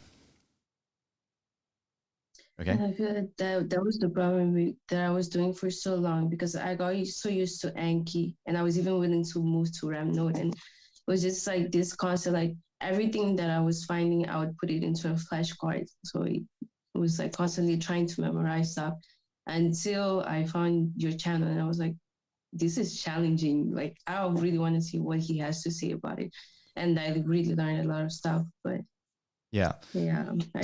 So it's the problem start. Yeah, so it's always going to be a losing battle. Like if everything you're learning, you're always at risk of forgetting very quickly. That's a losing battle. You're never really going to win that. It's against the clock, because every single year, like as everything you're learning, it's going to build. Like knowledge builds, right? And if every future thing you learn relies on you knowing something you learned in the past, then it means that, you know, like the amount you need to hold on to is not increasing just by like 1 year by 1 year by 1 year. Every year it's adding on like that year plus the year before. And then the next year it's like that year plus the years before that. So every year the amount you need to know is like, you know, doubling or tripling or quadrupling. So if your rate of forgetting is very high, it's just mathematically unscalable and unsustainable. It just logically does not make sense to build a system that's based on that. So I want you to start that feeling of like, it's not making sense. Like it's irrelevant. I don't understand like what it is. I'm going to have to repeat it. Okay. What's the ingredient in these eye drops? Zofulin 2.5 ml. Is it? You were almost. It's nafazolene 0.25 mg per mil. Okay. Yeah. So again, see, like it's just a single piece of detail, single fact, and it's been like a few minutes since we introduced it, and that was the third time, well, the fourth time that I repeated that. And again, because there isn't that relevance, we're not going to be able to hold on to that information. So it's meaningless to just try through repetition to hold on to that. What's going to be more important is for us to think about it in a way that is going to allow us to, make it more relevant. So if I then tell you that, well, this eye drop is called NAFCON. It's like the name of the eye drop. It's called NAFCON. Okay. See it on the webcam here. And it's called NAFCON because of the fact that it contains nafazolene. Okay. Oh. And it's 0.25 milligrams per mil. So if it was, as you said, 2.5 milligrams per mil, that would cause some, pretty serious issues. I think that would probably like constrict like the blood vessels in your eyes, like a dangerous level. I'm not actually sure what the side effect of that would be, but it will probably be, number one, very painful, and it could cause some kind of like, oxygen deprivation injury to a part of your eye. So, it's definitely not 2.5. It's less than 0.25. Okay. So again, it's just a little bit more information here, but I'm creating a little bit more relevance, right? In terms of what it is. Now, this is an eye drop for allergies. And the reason it's good for allergies is because nafazolene has a good like anti-allergic effect. Okay. So now we have a context for like what these eye drops are, like why they're useful. The fact that it's called NAFCON, it's going to help us remember the nafazolene, the fact that, more than 1 milligram is going to be more dangerous. So it's going to help us remember some of this information, right? But this needs to be applied across the board for the entire topic. So there were 4 things that I wanted to say, right? The first thing was that what you're doing right now in terms of this mind map and stuff, that's actually looking like a good start. You're doing back and forth thinking. That's good. Keep it up. The second thing, you're feeling like you're going to forget things and you're going to lose detail and lose information. Truly losing information means learning it in isolation. Even if it's down on your notes, even if you've got it down, if it's not integrated, that's going to be lost. And that's where you need to start feeling uncomfortable with. The true discomfort and anxiety needs to come from the fact that this is isolated and that concerns me, right?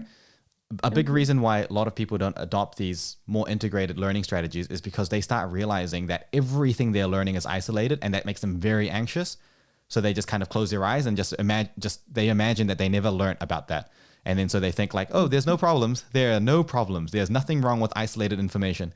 And eventually they're just going to struggle when they get into the higher levels, or even now, they're going to struggle. They're going to have to sink in a lot of time. And eventually they will realize that that's not an effective way to learn. It's just a matter of what they sacrifice to learn that lesson. So it's good that you were able to learn that proactively. The third thing that I want to say is that you can always learn the bulk of the material through an integrated format first. And if there are definitions and terminology that you need to retrieve a very specific way, you can put those things on something like flashcards. You can use, like Anki or RemNode or whatever you want to learn that information. So again, I'm not saying that flashcards are an inherently like evil thing. It's a necessary part of a fully fleshed study system. What's important is how we're using it and what purpose it's achieving. So we need to understand it in that context. We don't want to have like hundreds or thousands of flashcards on terminology, but it's just the ones that we feel we're going to forget, the ones that we feel we're going to, it feels less integrated. The more isolated pieces of information that we can't seem to hold on to, that's the type of stuff that needs to be in flashcards. Because some things are going to end up isolated. You can't really avoid it in real life studying. When something is isolated, what are you going to do about it? You have to learn it in a way that allows you to have that repetition. And so flashcards will be relevant and necessary for that. And then the final thing that I want to mention is that the way that you need to retrieve the information in an assessment or something like that, there are multiple ways of hitting that without necessarily memorizing or studying it in exactly that way. So, for example, there could be a definition that needs to be repeated in a very certain way. So you could ask yourself, like, why is it that it needs to be in that particular way? Like, what if I miss this word? What's the significance of missing that word? So you could actually revise and look at material in such a way that says, well, here's the definition. And it's composed of like these different components. Why are these components necessary? Like, why do I need this word that's here? Not always, but a lot of the time, that actually clues you in to another concept that's related to. Okay? Yeah, and actually that can actually help build your knowledge map. So sort of like breaking down that definition and understanding why that specific word is there and why it makes like the whole definition overall like significant. Yes, correct, exactly. And that can be part of how you form your mind map, for example. And so now you don't have to memorize that definition because you're definitely not going to miss this part, because if you miss that part, you'd miss this whole connection and, all of this sort of stuff, right? And so that wouldn't, that, for example, just like wouldn't make sense. Like, for example, if you sort of a definition for like the market, right? And you're memorizing, let's say that the definition you have is actual and potential buyers of products or services. Well, if you think about that, like, why do you need actual and potential? Like, what's the significance of that? Because I guess like actual would be like cash flow and then revenue of the market, and then potential are also the people that are like, could be converted into that, and there would be like the leads. That's the people that like marketing is trying to reach out to, and then actual are the ones that are kind of being reached in. And there's going to be some kind of cycle there where like the money generated from actual buyers allows you to reach more potential buyers. And then why do you need products and services? Well, because of the fact that not everything is a product and not everything is a service. So if you think about it that way, and let's say that your entire structure actually represents that. You have the idea of like an actual market versus like a potential market. And you've got the idea that like actual market is driving the funds to reach a potential market, and that potential market is larger, and they're accessing potentially services or products. When you think about the definition of that, you're definitely not going to miss all of those components. And often, even when it does come to like marking rubrics, what they're looking for is that you're covering the particular concepts and keywords, but it doesn't always have to be in that exact order. as long as you get the idea across, especially in university and beyond. Okay. So I think you're on the right track. I just think there's a few things that we can optimize here and there. And there is kind of just the mindset. And over time, you will realize that integrated knowledge just performs so much better. And then you'll start getting more concerned about whenever you're learning something in isolation. Okay. All right. Thank you. Cool. Thanks. And we'll move on to the next person, who is Khaliq.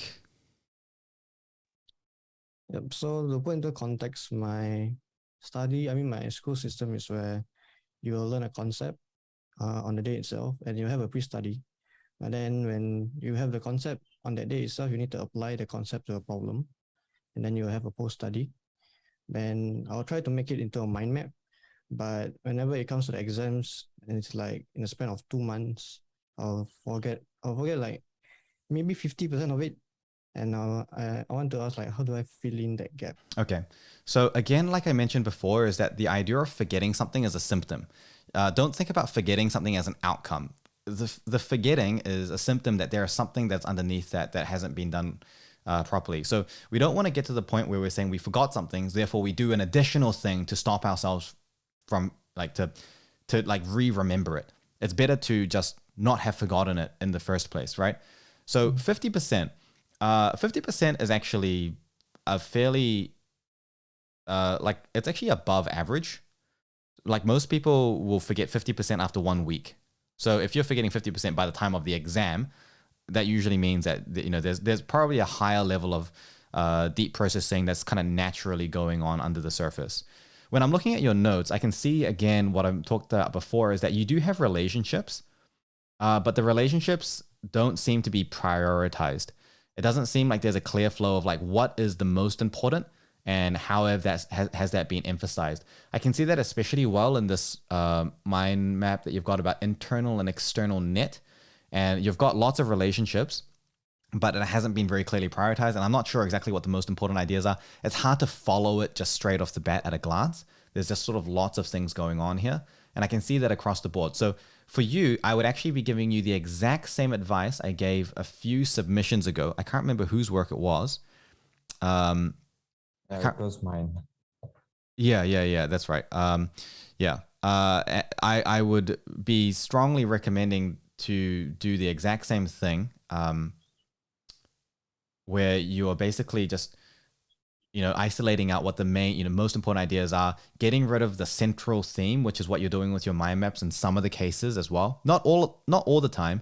Like you've got this one here that's written on, looks like OneNote, where you've got, kind of no central theme. You've just got the arrows coming out from it. It's not really a good idea necessarily to do it through something like OneNote, because it is a little bit restrictive in terms of how you can frame things out. And it has a tendency of making you more linear because it's just so easy to write like these full sentences and everything. You don't see the impact that linear note taking is having on you quite as much. So removing the central theme, just creating a flow of ideas with the main groups of ideas, figuring out what those main groups of ideas are and giving it more of a purpose and a connection to a bigger picture. That's going to allow the information to be more relevant overall.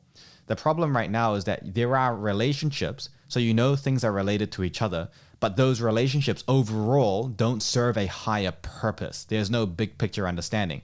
And therefore, ultimately, it's still somewhat irrelevant. So it's a little bit better than just purely in isolation, but it's still ultimately a little irrelevant. And so it's going to be high, more likelihood that you're going to forget it. So what we need to do is change it and increase the relevance through prioritizing our relationships and our groups to a higher level. Does it make sense? Yeah. Yeah. Any questions about that? So when you say I should create a flow, what do you mean by that? So when you think about a topic, first of all, I wouldn't do it. It looks like right now what you're doing is like lecture by lecture. I wouldn't do it lecture by lecture. I would do it based on like topic by topic, because there are going to be important relationships and groups and concepts between the lectures that might help you understand the topic overall more easily. Whereas if you do it purely lecture by lecture, you're actually going to cut off a lot of that, and it's going to make it artificially isolated, when actually it may be better to do it all in one go. So do it topic by topic, and across the topic, think, what are the 3 to 5 main ideas, the most important ones, and how do they relate to each other? And be very clear about that and build a very clear structure and a scaffold to build things off. And then start adding detail on top of that and keep it relatively clean. Start with that and give that a go. As you do that, you will start having other issues as well in terms of like exactly how to structure it and what type of structure is better and what type of structure is not as good, and then how to make it more time efficient. These are all things that require a bit of practice and a little bit more feedback and back and forth. It's going to be hard for me to tell you in advance how to avoid the problems, because there's like 100 problems you could have, and I can't tell you how to avoid 100 problems, but you may only have 3 or 4 problems in real life if you actually gave it a go. So this is the reason why feedback is going to be more important. So I would just start with that and then just see how that goes and then reflect on that process and try to optimize that. Okay. Okay. Okay, thank you. Cool. All right. Let's move on to the next person, Kevin. Hi, can you hear me? Yep. Okay, so I have problems studying histology and anatomy because I think these subjects are more introduced based. Yeah, so when I pre-study, you said that pre-study we have to study topic-wise and we have to follow the 2-4 rule, like you mentioned earlier. Yep. But when I study the digestive system, topic is just, running through like from the oral cavity all the way down. Yeah. And introducing all the organs. So I can't really find the main ideas. Yeah. Because there's too much organs and each of them, the topic dives very deep into the details. Yeah. Yeah. Yeah. And okay. It's pretty hard to find the flow because I watched some of your videos. You said that the flow means that maybe A plus B contributes to C, and without C, we get D. Yeah. But histology and anatomy doesn't really have that flow, so I can't really find that. Okay. Yeah. So there's a couple of things to mention. Number one, digestive is a topic that does have a lot more sort of memorization aspects to it. However, there are still a lot of ways that we can tackle this that make it easier. I'm having a look at, I'm sort of looking at the work and the thing that you've sent through, and there are kind of 2 main things that I want to comment on here. But first of all, is the concept of how we're creating these chunks in these groups. So what you've done is that you've started with digestive and you've done like oral cavity going down like chronologically, almost like sequentially in the pattern, right? Going down to like the full GI system. So when we think about the knowledge that we need to obtain about this topic, we need to know about the features of it. We need to know about the function of it. We need to know about like macroscopic gross anatomy features. We need to know about the histology. We might even need to know about specific enzymes at certain different levels and how that interacts with things. We need to know about like the vascular supply, things like that, right? There's so many different things we need to know about the topic overall. The way that we group information is a very powerful way of communicating and encoding information and categorizing information. You should always try to find the way of grouping and creating a flow of information that allows you to remember the more dense, more complex part of the information that gives it more purpose. So there's 2 things here, right? Like, first of all, are you likely to forget the order in which the digestive system works? It's just probably not. Like, you're unlikely to get to a point where you're like, what comes first, the oral cavity or the stomach? That's just not a problem that you're going to have, which means that arranging the structure in this way, it doesn't offer any real learning advantage in terms of helping you understand it, because the thing that it's helping you understand is that it follows this order, but that order is already something that you wouldn't have forgotten anyway, right? So here are some other ways that you could have potentially grouped this, and I want you to think about this. If you were to group them in these other ways, think about how it would fundamentally change how it is connected and the shape it would have. Because right now it has this very vertical shape, very like step by step, kind of just down the page. Like in this point, there are these structures and they have these features and blah, blah, blah, blah. And then at this point, they have these features and it looks like this. That's kind of how your entire set of notes is arranged right now. I want you to think about how different it would be if instead of doing it that way, we arranged it like this. We did it based on general function. So what parts of the system contribute to the overall act of, for example, like molecule breakdown versus what contributes to like absorption or secretion? What parts are, or you could do it based on like a particular type of like lining that it has. What parts of the system have a certain type of histological lining, which probably reflects the kind of conditions and functions that it has as well. Or you could think about it in terms of how would you actually use this information in a clinical setting? So you could do it based on a, you know, if someone presents to you with pain in the sternum versus in the throat versus in, you know, down like more near the abdomen.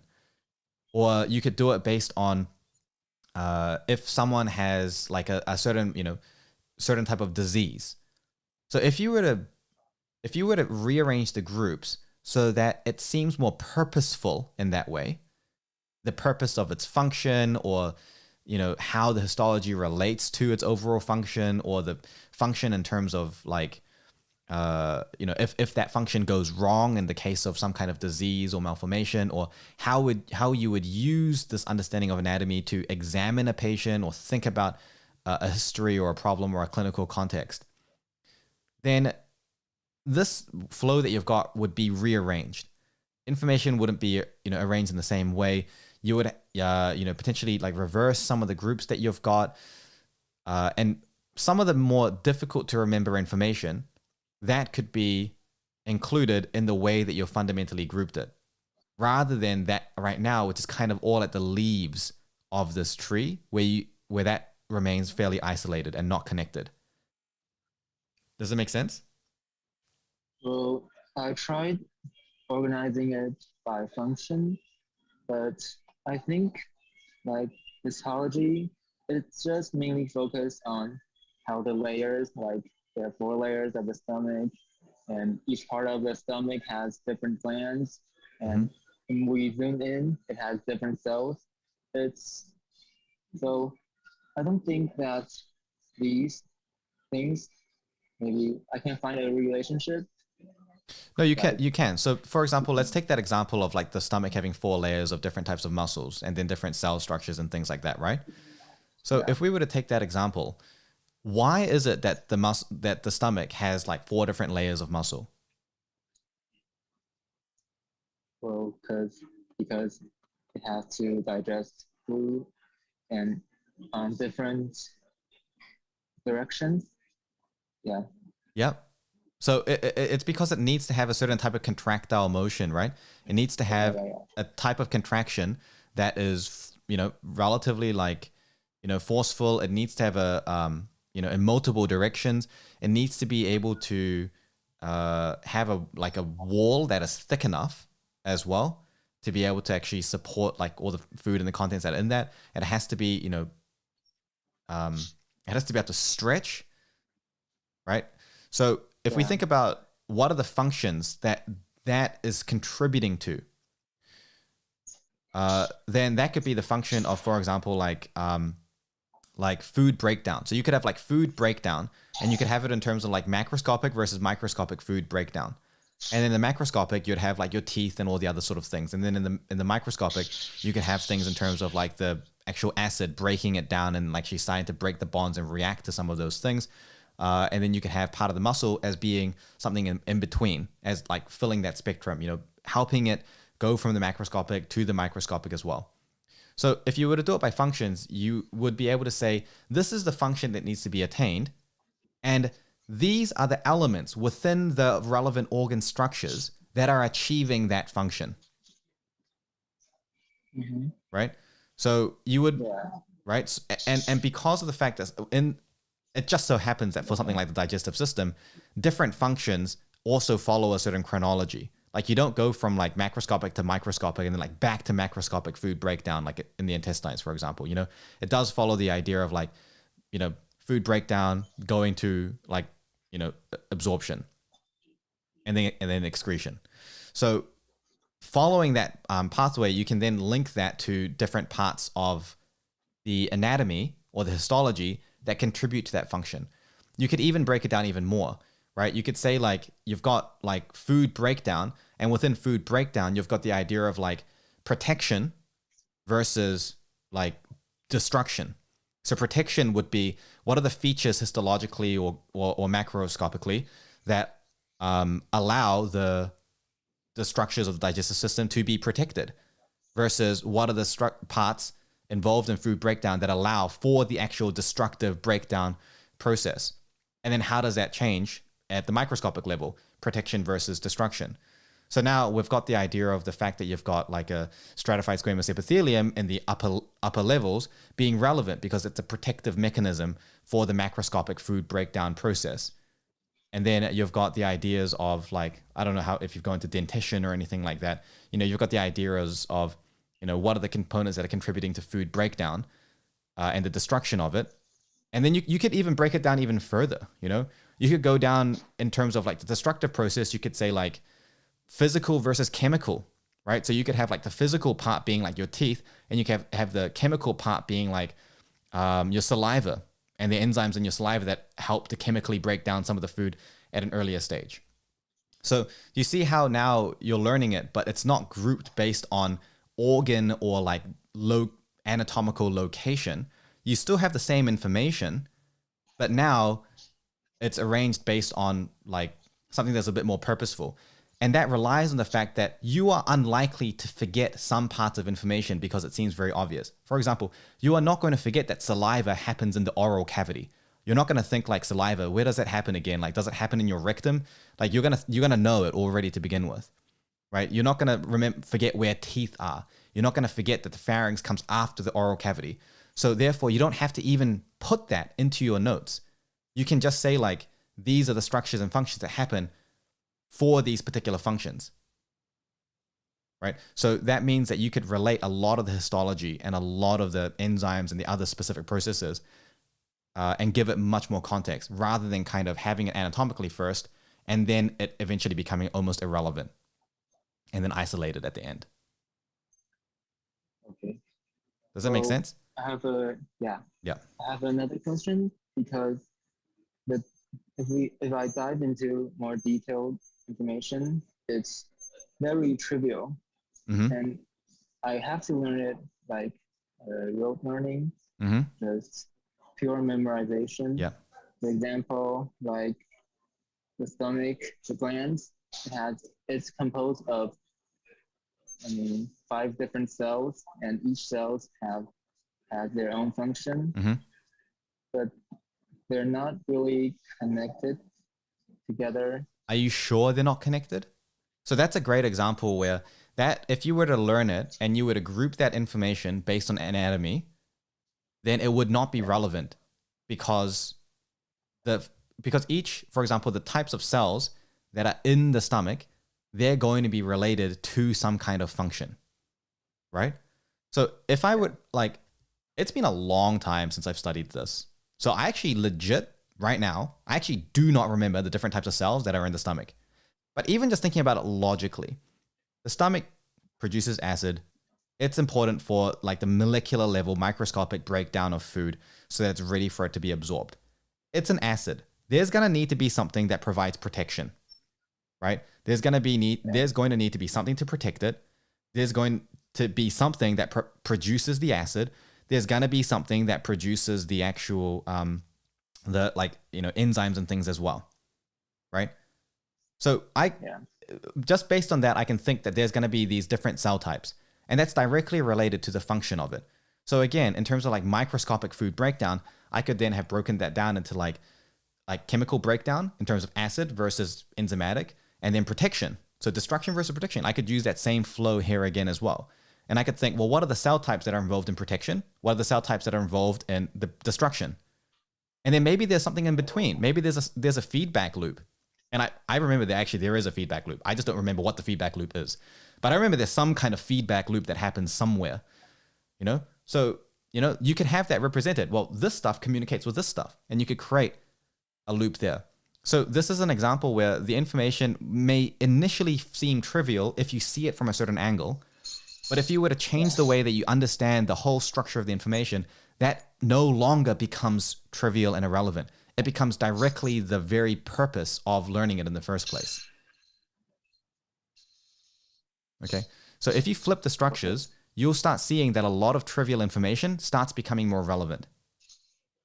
And there will still be some things that even after you do that, you still think, it still feels very trivial.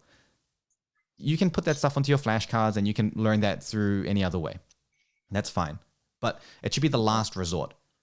The trickiest part for you is going to be in really thinking of a different way to structure it, because you're going to be so used to thinking about it in one way. Do not make like assumptions and conclusions about how something can be learned purely because that is the way you are used to learning it, right? Don't ever say that some information is isolated or trivial until you've gone through the whole process of trying to make it not isolated and trivial to begin with. You should only ever arrive at that conclusion after you have done all that process and realize there is truly no way that seems, you know, like I can relate it to a bigger purpose. And a check you can do to see if you've done it right is you can look at the information and you can say, this piece of information is completely irrelevant to me in every possible way. There's no way that I can use this information in real practice for any real purpose. And in real life, I would probably only ever just need to look it up, right? An example of information like that would be like a drug dose. Drug doses are things that are like experimentally found. It in itself does not have relevance other than the fact that lab experiments found that this is the dose that you should use. That's an example of information that in itself is relatively trivial. But even that could be made more meaningful. Well, I don't know the exact number, but I know that when you use it to treat this disease, it has to be a higher dose. Whereas if you use it for this disease, it has to be a lower dose. Like steroids, for example, you use a higher dose of steroids when the inflammatory process is more severe, but then you get more immunosuppressive effects. So you can use high dose steroids for immunosuppression, whereas you can use low dose steroids for inflammation where it doesn't have, we don't want to compromise the immune system. So even if you don't remember the actual number, is it 1 or is it 10 or is it 100? Is it, you know, milligrams or is it like picograms or nanograms? Even if you don't remember that, you can still at least have a relative sense of, you know, of where something is, even for something that seems completely irrelevant. Okay, yeah, that makes more sense. Yeah. All right.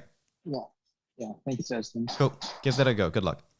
All right, let's charge through, and then we've got the last few people. I'm really hoping that you're actually still here, and if you're not, I'm really, really sorry.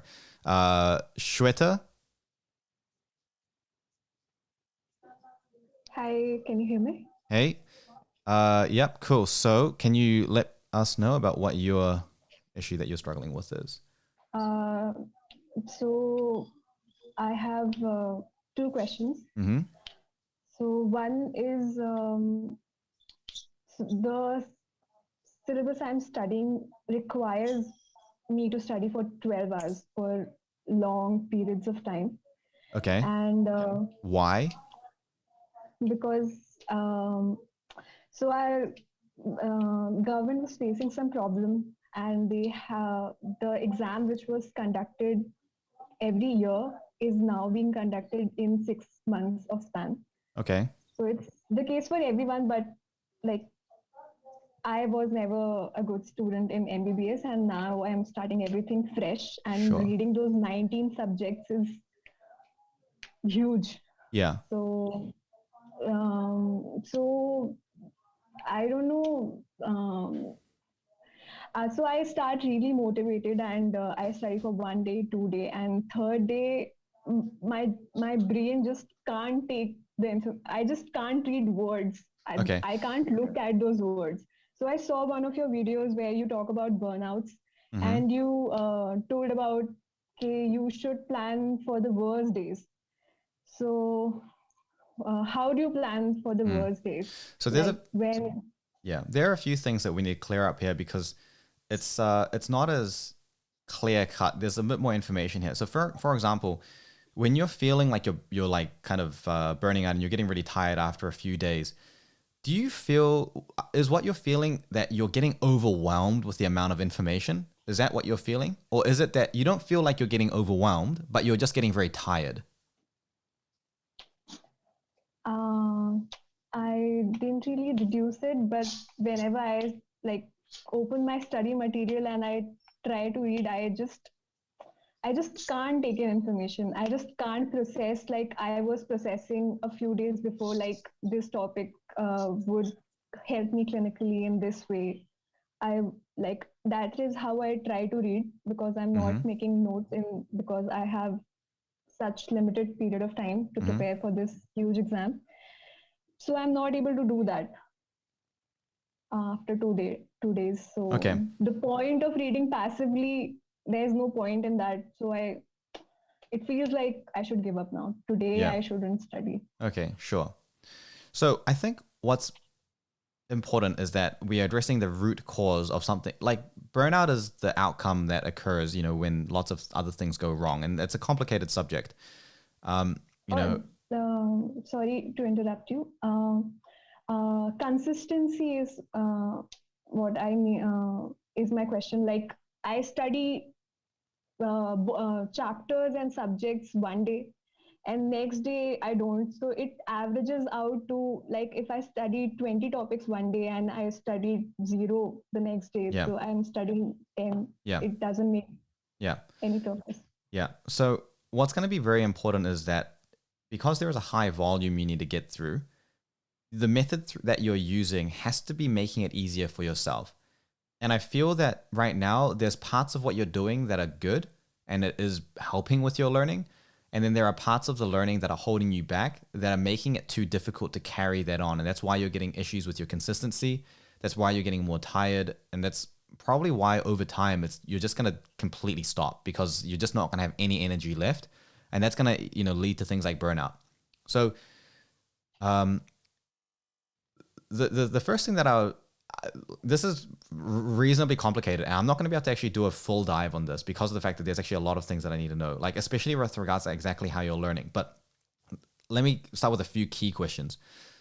The first one is, when you're learning information, you mentioned that you think about how it can be related to things and how you can find a purpose to it, and why you need to know it, right? You said that that's a process you do, and you apply this method of thinking like pretty regularly in terms of everything you're learning. I try to, on a good day, you try to. Yeah, mostly I do that mostly. Yeah. Okay. So that's good. The second thing, when you've thought about that, what are you doing with that knowledge? Like, what do you do with that? Do you write some notes on it? Like, how, after you've thought about it, what happens?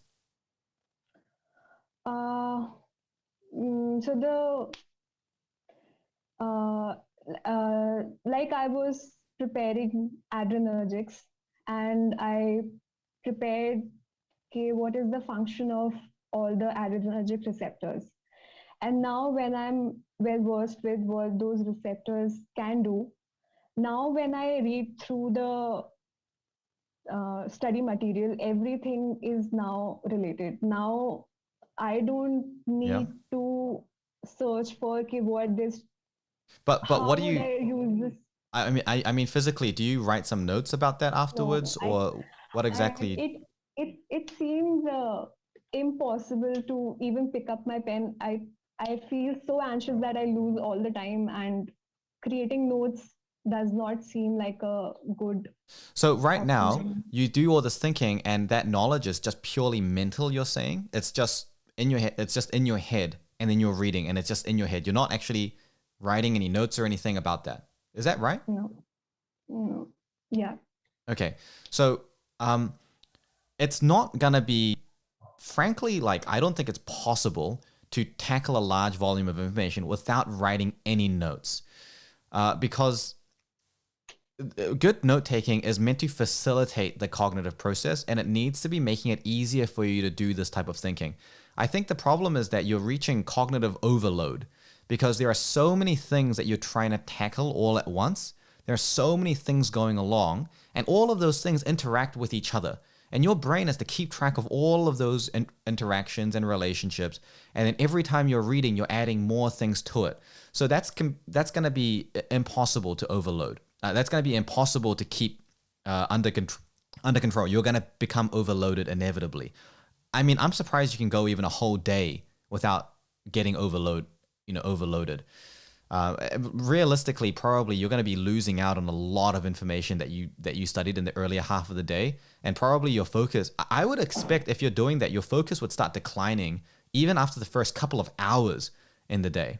So it's frankly amazing that you're able to go like a whole day even doing this. I study in chunks like 2 hours, then I usually take a break. Yeah. I studied for 2 even hours. even then though, like even then in the this- next chunk of study, I would have expected that your actual quality would have gone down a bit. But look, anyway, we need to actually start documenting some of those thoughts. So it's good that you're thinking about it, and it's good that you're able to spend a long time thinking about it before writing notes. So that's good. What we want to do is two things. First of all, is we need to start grouping together the ideas and the patterns. So, for example, like if you're talking about adrenergic receptors and you're learning about all the different types of receptors and their functions and things, that's good to learn that. But if you're learning that and then that's where it stops, then that's going to be very hard to hold on to. So when you learn about the functions of the receptors, and then you learn about, let's say, something else as well, later on, like maybe you learn a little bit more about kind of the overall like neuroendocrine system or something else. You want to start making it so that each kind of like web of knowledge comes together and is consolidated, right? This is what we call chunking, right? Is that you've said like, okay, here are the different types of receptors, and then here are the functions, and instead of just memorizing them, you're trying to think how do they relate to each other and things like that. And that's very, very good. So, but once you do that, that becomes kind of like some knowledge that you have. And then when you read something else, you need to then integrate that. But if you just purely integrate it as it is, that it just increases the number of connections with each new thing. And then this starts becoming a massive web of relationships and ideas and concepts that are all related to each other. And it's going to be too much to hold on to. So every now and then, you need to take what you've got and then simplify it and condense it down. Reduce the number of relationships, and then start grouping it. So instead of having 40 ideas with 300 relationships, you've got 7 ideas with 4 key relationships, with each one of those having 3 sub-ideas that are connected to each other, and then having 2 sub-ideas that are connected to each other that are connected, So we're creating a sort of a hierarchy of relationships and connections. So what I'd recommend for you is something very simple like this. Every 15 minutes, write down and document how you're thinking about things. Do a little mind map. Okay, here's how I'm thinking about things. Here are the relationships. Okay, and then after every 15 minutes, add to it and then simplify. So every time you add something new, simplify it. Add, simplify, add, simplify. So when you're adding information, that's easy. Here are the relationships, and then here is how it relates, and here is where I'm going to put the concepts. The simplifying is the hard part. Because the simplifying, you have to look at what you've got and you have to think, how can I make it so that I don't have to have this much on here? Is there a way that I can think about it that makes it more obvious? Is there a way that I can think about it that reduces the need for me to just hold on to all this information? Maybe if I merge this, and this together, that will allow me to group it under something else. Maybe all of these things, I've got them as separate, but maybe they're all kind of related to each other in serving a similar purpose. So maybe I could group them under that purpose, right? So we're thinking about how can we make it purposeful. We're thinking about those contexts, all the thoughts that you're doing, but I want you to do it almost a second time. The first time you do it is on the base information you're reading to form that web. The second time you do it is when you're looking at the web you've already formed and you're trying to do it again. On top of that, how can I make it even simpler and even clearer to do that? So that's something that you're going to do, and that's going to help to just relieve a lot of that cognitive burden. Doing it purely mentally is not going to be an effective way. It's not sustainable whatsoever. My second question is related to it. It is about the system I'm following for this exam. And after this long stream, it feels like it's based on purely on anxiety.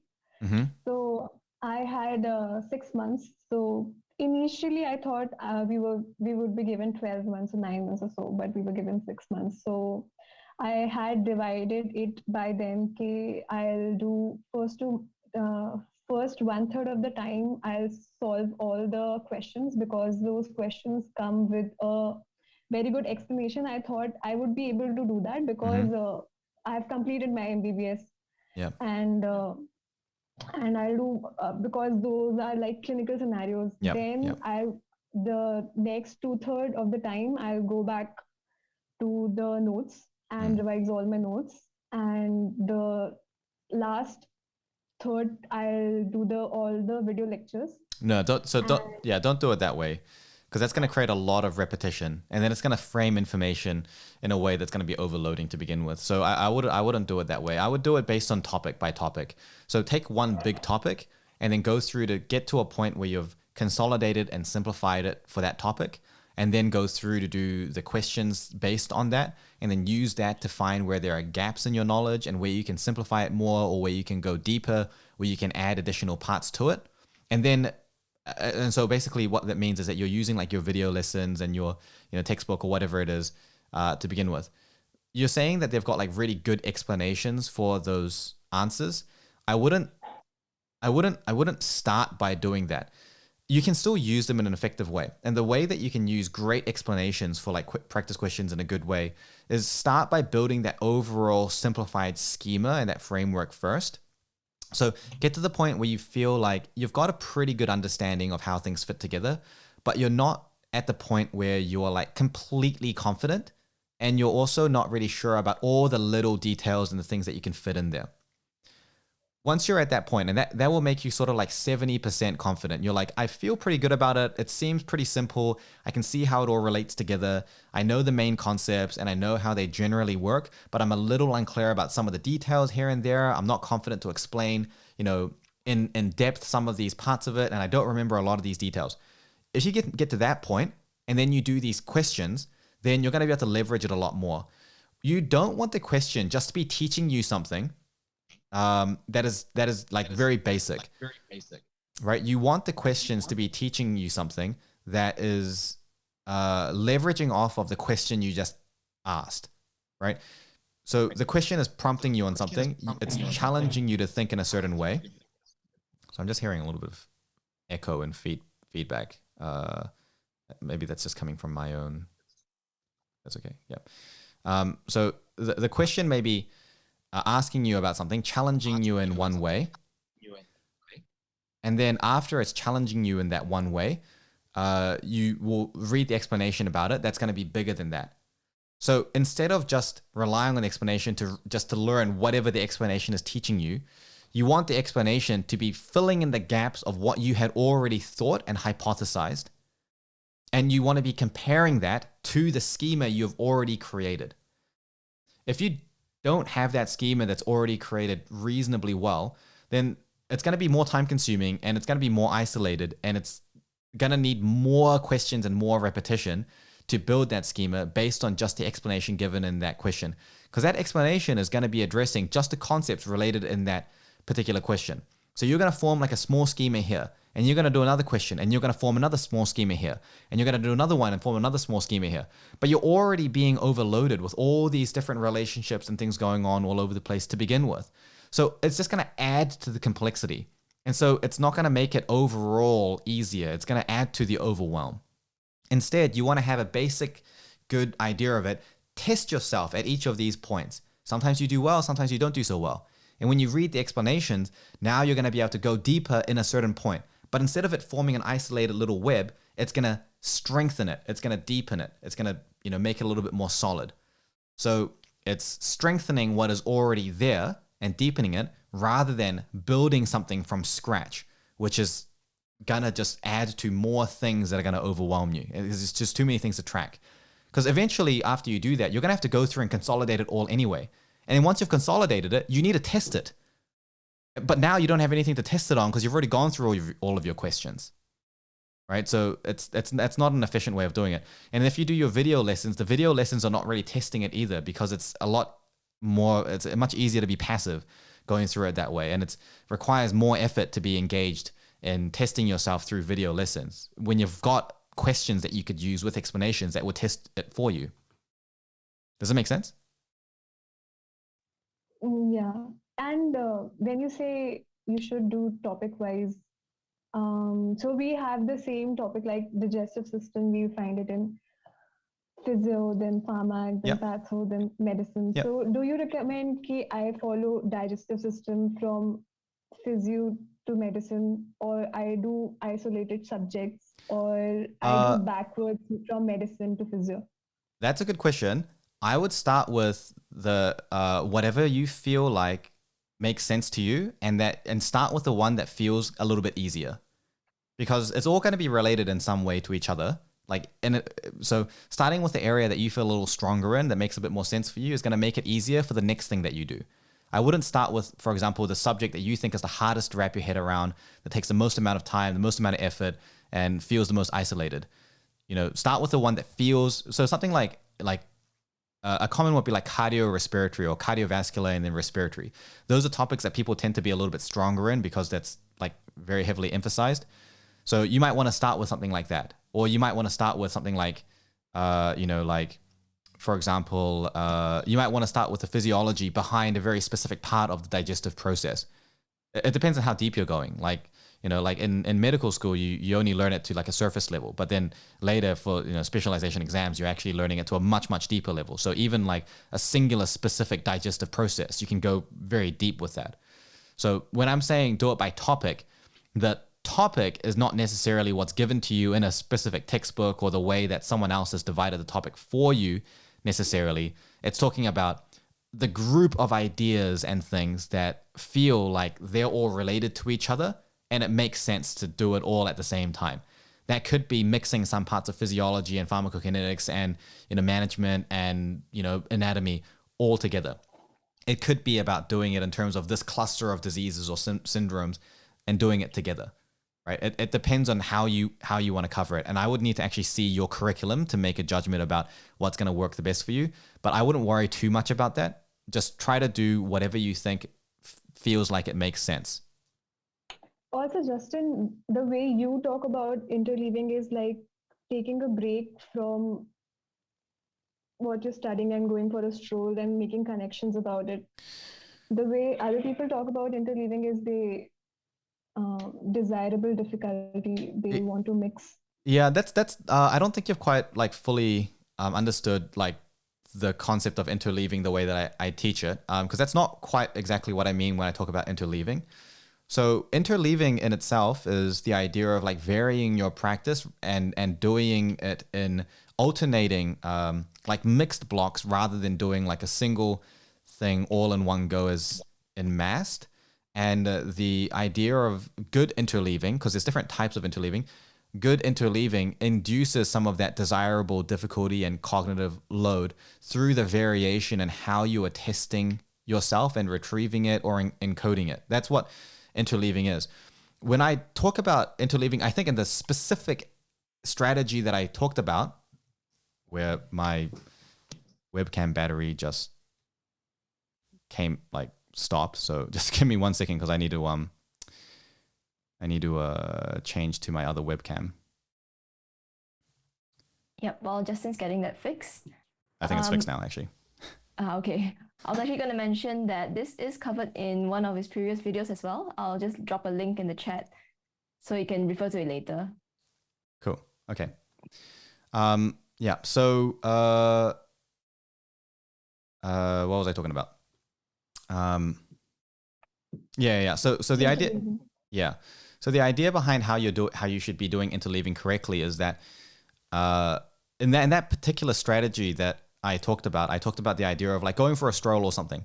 The idea there is that we are balancing our work and rest. So we're getting a bit of a break, but while we're having that break, we're able to have some interleaving in there as well to maintain productivity and keep us in that flow state. That's the idea, is that the interleaving that we're using is specifically one that is of low cognitive load demand. that's not the whole breadth of interleaving. The type of interleaving you do depends on what you want to be achieving in that particular study session. If it's a dedicated retrieval session to deepen your understanding on something, you don't necessarily want to just be like going for a stroll and thinking about things mentally. That's not going to be a strategic thing. So this is kind of a topic that's a little bit deeper, and I think there's maybe like a bit of a misunderstanding in terms of how you understood my teaching of interleaving.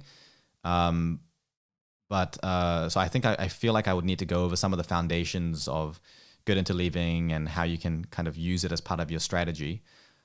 For you though, as it is now in terms of the way that you are studying, I think having the interleaving that you of just purely what we already talked about, like building that schema and then using the practice questions and then challenging that and then deepening it with the explanations, that's a good place to start with already. So I wouldn't worry too much about, anything else. And when you're taking the breaks for you, because you've got long study sessions, I'm recommending doing that kind of low effort kind of interleaving so that you can use it to recover as well. Okay. Thank you so much. Yeah. Cool. No worries. We'll move on to the next person, TJ. TJ, I'm so sorry for the long wait. No, it's okay. I will just flick up your work on here as well. I think there's 2 different links here. So yeah, just tell me about what the problems that you're facing are. Yeah, so pretty much what I said is my study system kind of, and my problem is just with like how effective these retrieval/studying methods really are. Okay, like and what, like, so what's the problem per se in terms of the effectiveness there? Probably just like the amount of information I like retrieve from each method. Okay, so like which ones should I kind of like quit, or which one should I keep? Right. Okay. And this is basically based on this thing that you've shared, right? In terms of the different techniques and things that you're considering. Yeah. Okay. So I'm just sharing that to the stream now, and I'm just having a look at this.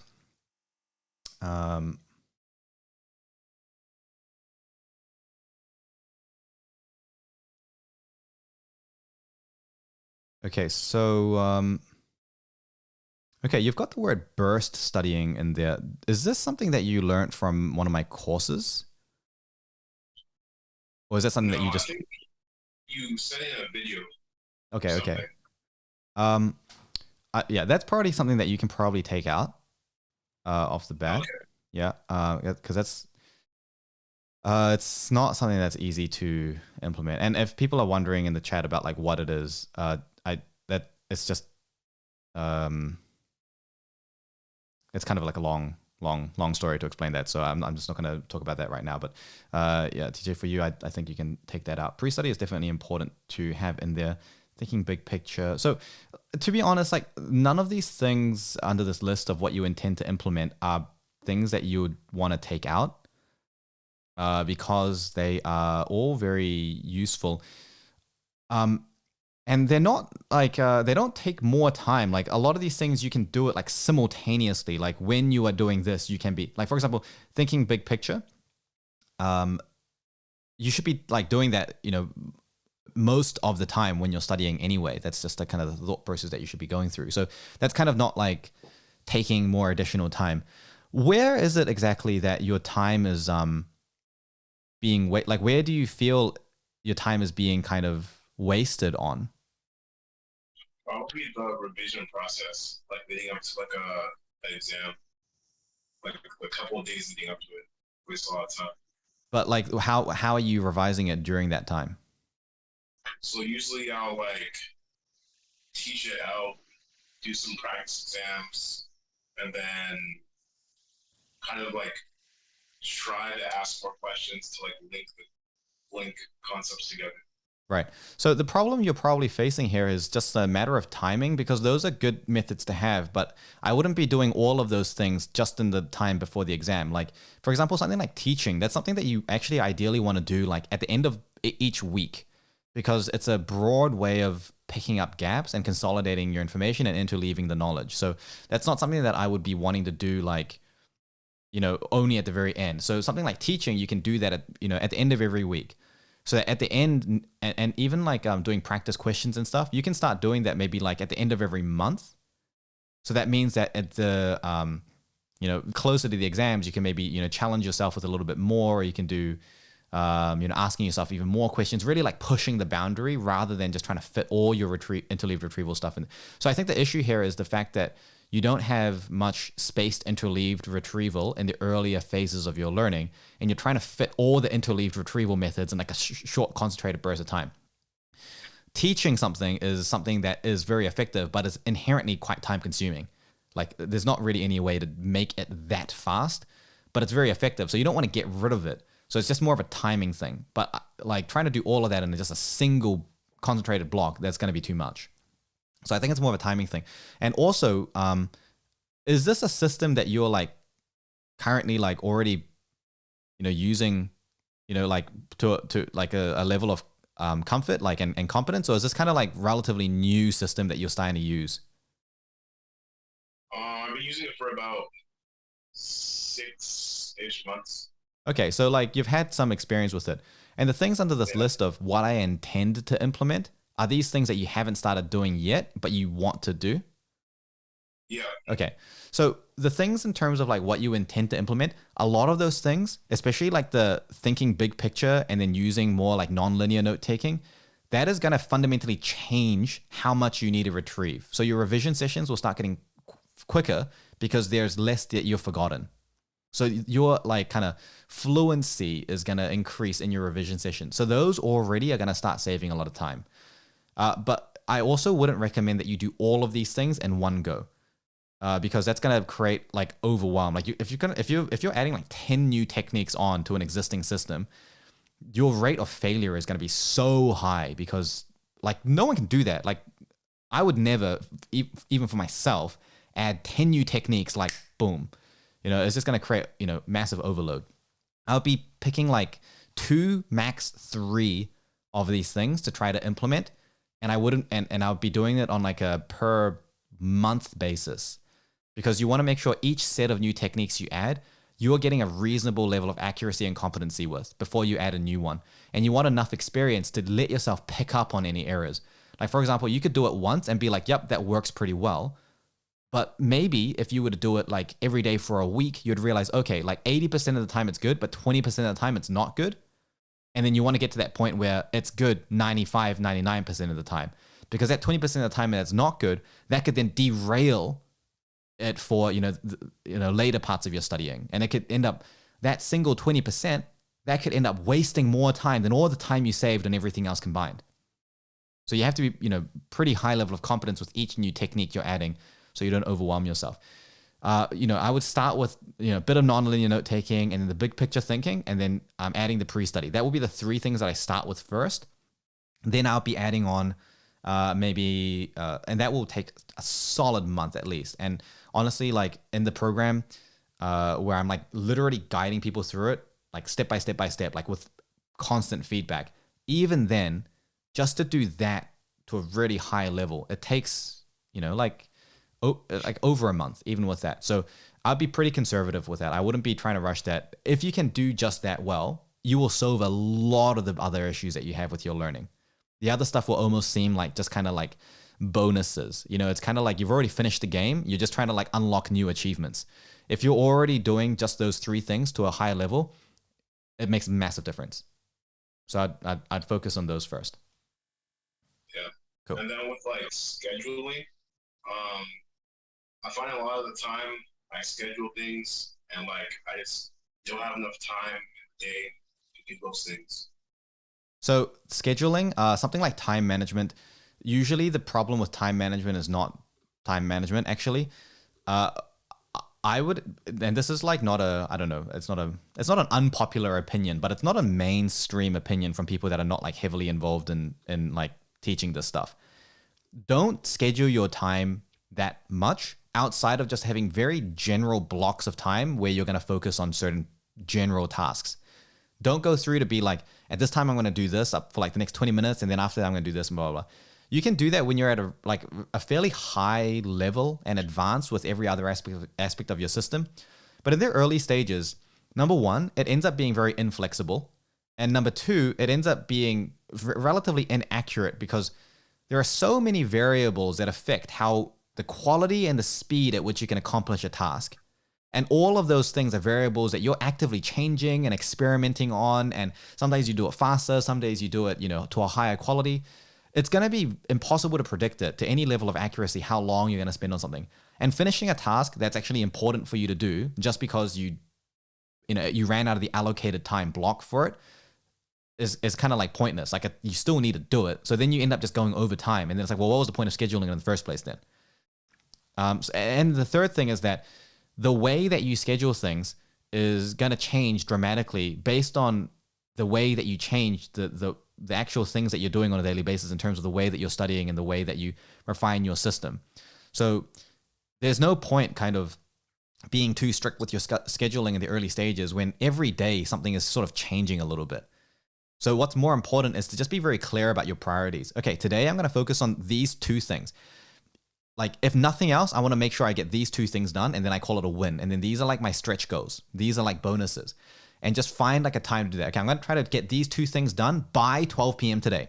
And then these two stretch goals, I'll try to get them done by 7 p.m. or by before dinner.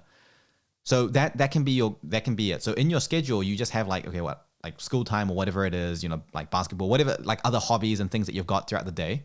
And then in the time between, you just block out like here's for my first priority, and here's for my second priority, and then this remaining time I can use it for my stretch goals. That's it. And on 90% of my days, that's how my schedule looks like. You can use that type of time management to do a lot, and you can be extremely productive with very little like time management related stuff. Because at a certain point, your time management has very diminishing returns. Because what's more important is that at the end of the day, you're getting what you need to do done. It's not about like what time you do it and spending a certain amount of time to do it and to micromanage your activities to the point where you're doing it like in every 5-minute or 10-minute block. Yeah, so don't worry about the scheduling too much. Just focus on getting clear priorities and then just creating general deadlines for those clear priorities and just working on reflecting and improving your system. Okay, thanks. Cool. All right, nice. And then we'll move on to the last person, Rodrigo, who you don't have any work to submit, but you just did have a question. If you're still here, which I hope you are still here. If you're not, then yeah, I am here. Great. Yes. Sorry for the very long wait. You've been really patient. There's nothing to be sorry about. Are you seeing me? Yeah. Yep. So let us know about what the issue you're facing is. My issue is like if I am on vacation and I am pretending to study like for the exam of the semester, but that will be on the like a month from now, 2 months from now. When should I be revising what I study now? So I study now. I spend a week studying and I learn it very well. But when should I be worrying to revise to the exam? That will be like a month from now. Okay, so if it's a month from now and we're saying that you've spent 1 week to study it, now we have 3 weeks left. Yes? Yes, I think you could say that. Are there other things that you're studying for in that time? So for example, do you spend 1 week, do you have like 3 subjects and then you spend 1 week, 1 week, 1 week? So now all 3 weeks before the exam are used by studying? Or is it you spend 1 week studying everything and now you have like 2-3 weeks spare? Let's say that I have just like one exam, one subject, but I work, for example, I have a full-time job. Yeah. Okay. Sure. So if without considering other factors, if you spent 1 week studying something, you'd want to. 1 month is a bit of a weird timing because if you study it in 1 week, I would probably say you should revise it the 1 week after that. Probably. but it also depends on how you're studying it. So like, let me give you 2 examples, right? So let's say that you study something and you are studying it in like lecture by lecture, which means that on Monday you study lecture 1 to 3, and then on Friday you studying lecture like 30 to 37. Well, that means that it's now been like 5-6 days since you studied lecture 1 to 3, right? So in that situation, you should probably revise lecture 1 to 37 on the weekend, Saturday and Sunday, immediately afterwards. However, and then you should revise it again maybe a week after that. I mean, you've only got like a month, so you'd want to do it basically. You'd want to basically do it like every weekend between now and the exam, like at this weekend and then the weekend after that and then the weekend after that, and then that would be the exam. So that would be what you want to do. But let's say that you're studying it differently, which would probably be more effective, is that on Monday you're studying lectures, 1 to 7, and then you're finishing lectures 30 to 37 on Wednesday. And then on Thursday, you're going to go a little bit deeper on some of the details for lectures 1 to 10. And on Friday, you're getting a little bit deeper on some of the lectures. So if, for example, you're not studying it like from beginning to end, but instead you're studying it in kind of these blocks that kind of rise up in level of detail and knowledge, then that will be different, because now it hasn't been, let's say, 6 days since you studied, lecture 1. You may have actually been studying parts of lecture 1 even on the Wednesday or the Thursday, as you were like just building up your knowledge. That would be a more advanced method of studying. If you're using that, then you wouldn't need to necessarily revise it for a whole week after. You could do it, you could skip that weekend and you could do it the next weekend. But if you're doing it relatively linearly, then you're going to need to have a higher rate of retrieval, because the gap between it is larger, and it's increasing the risk of forgetting things because there's going to be more things that are isolated. The idea of revising is to figure out what is isolated and therefore you forgot it, and therefore how can you relearn it and re-encode it so that you remember it, preferably in a way that makes it not isolated again. If you then learn it again, but then you learn it again in the same way, and so it's just as isolated as it was the first time, then the next weekend, you're going to find that you've already forgotten a lot of that again. And so then you need to do the process again. So when you're revising it, you're thinking, where are the gaps? Like, what have I forgotten? And what level have I not reached?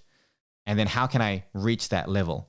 So if you're studying it initially in a way that makes it so that you're reaching a low level and you're forgetting a lot, then that's going to mean that when you're revising it, there's more work you need to do, and you need to do it more frequently.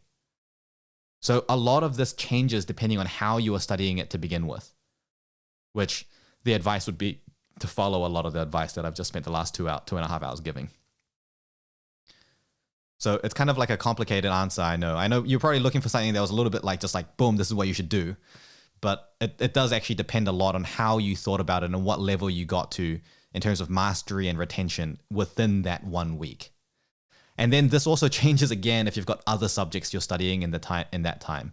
Like if you've got 2 exams and now you're spending 1 week for one subject and 1 week for another subject, that changes things compared to if you're doing both subjects in 1 week, or if you're doing both subjects but spread across 2 weeks. That changes things again as well. Okay? I hear you. Yeah. So I feel like that answer will be like not as satisfying because it just feels like it's like a little complicated. Do you have any questions about that? It's just not an easy thing to give a blanket answer to, because there are many things that would actually affect it in real life. It wouldn't be responsible for me to just say like, you should do it like this, because that's not going to be applicable necessarily for you or for a lot of the people watching, depending on their method of study. Yes, I got it. I know it's not a simple question. Neither it's a simple answer. But yes, that was very satisfying. Okay. Thank you. Great. Awesome. Thank you. And thanks everyone that was, that joined in for this session. A lot of the people have already kind of left there, but thanks everyone that's tuned in. Thanks everyone that's watched this on the YouTube live. If you liked me doing content like this, leave a comment as well. Make sure to let me know, give me some feedback on this so that I know that it's actually, like something that you enjoy. Or if you hated it, also let me know so I can never do it ever again. If there's any questions or comments about stuff that I talked about today, because there's going to be lots of stuff, then feel free to leave a comment asking about that as well. We'll go through and troll through the comments afterwards to see if there's any particular angles that we need to take a little bit more. If we need to make more videos covering certain things in more depth, we can go and do that. Or if you're interested in engaging with this in a more step-by-step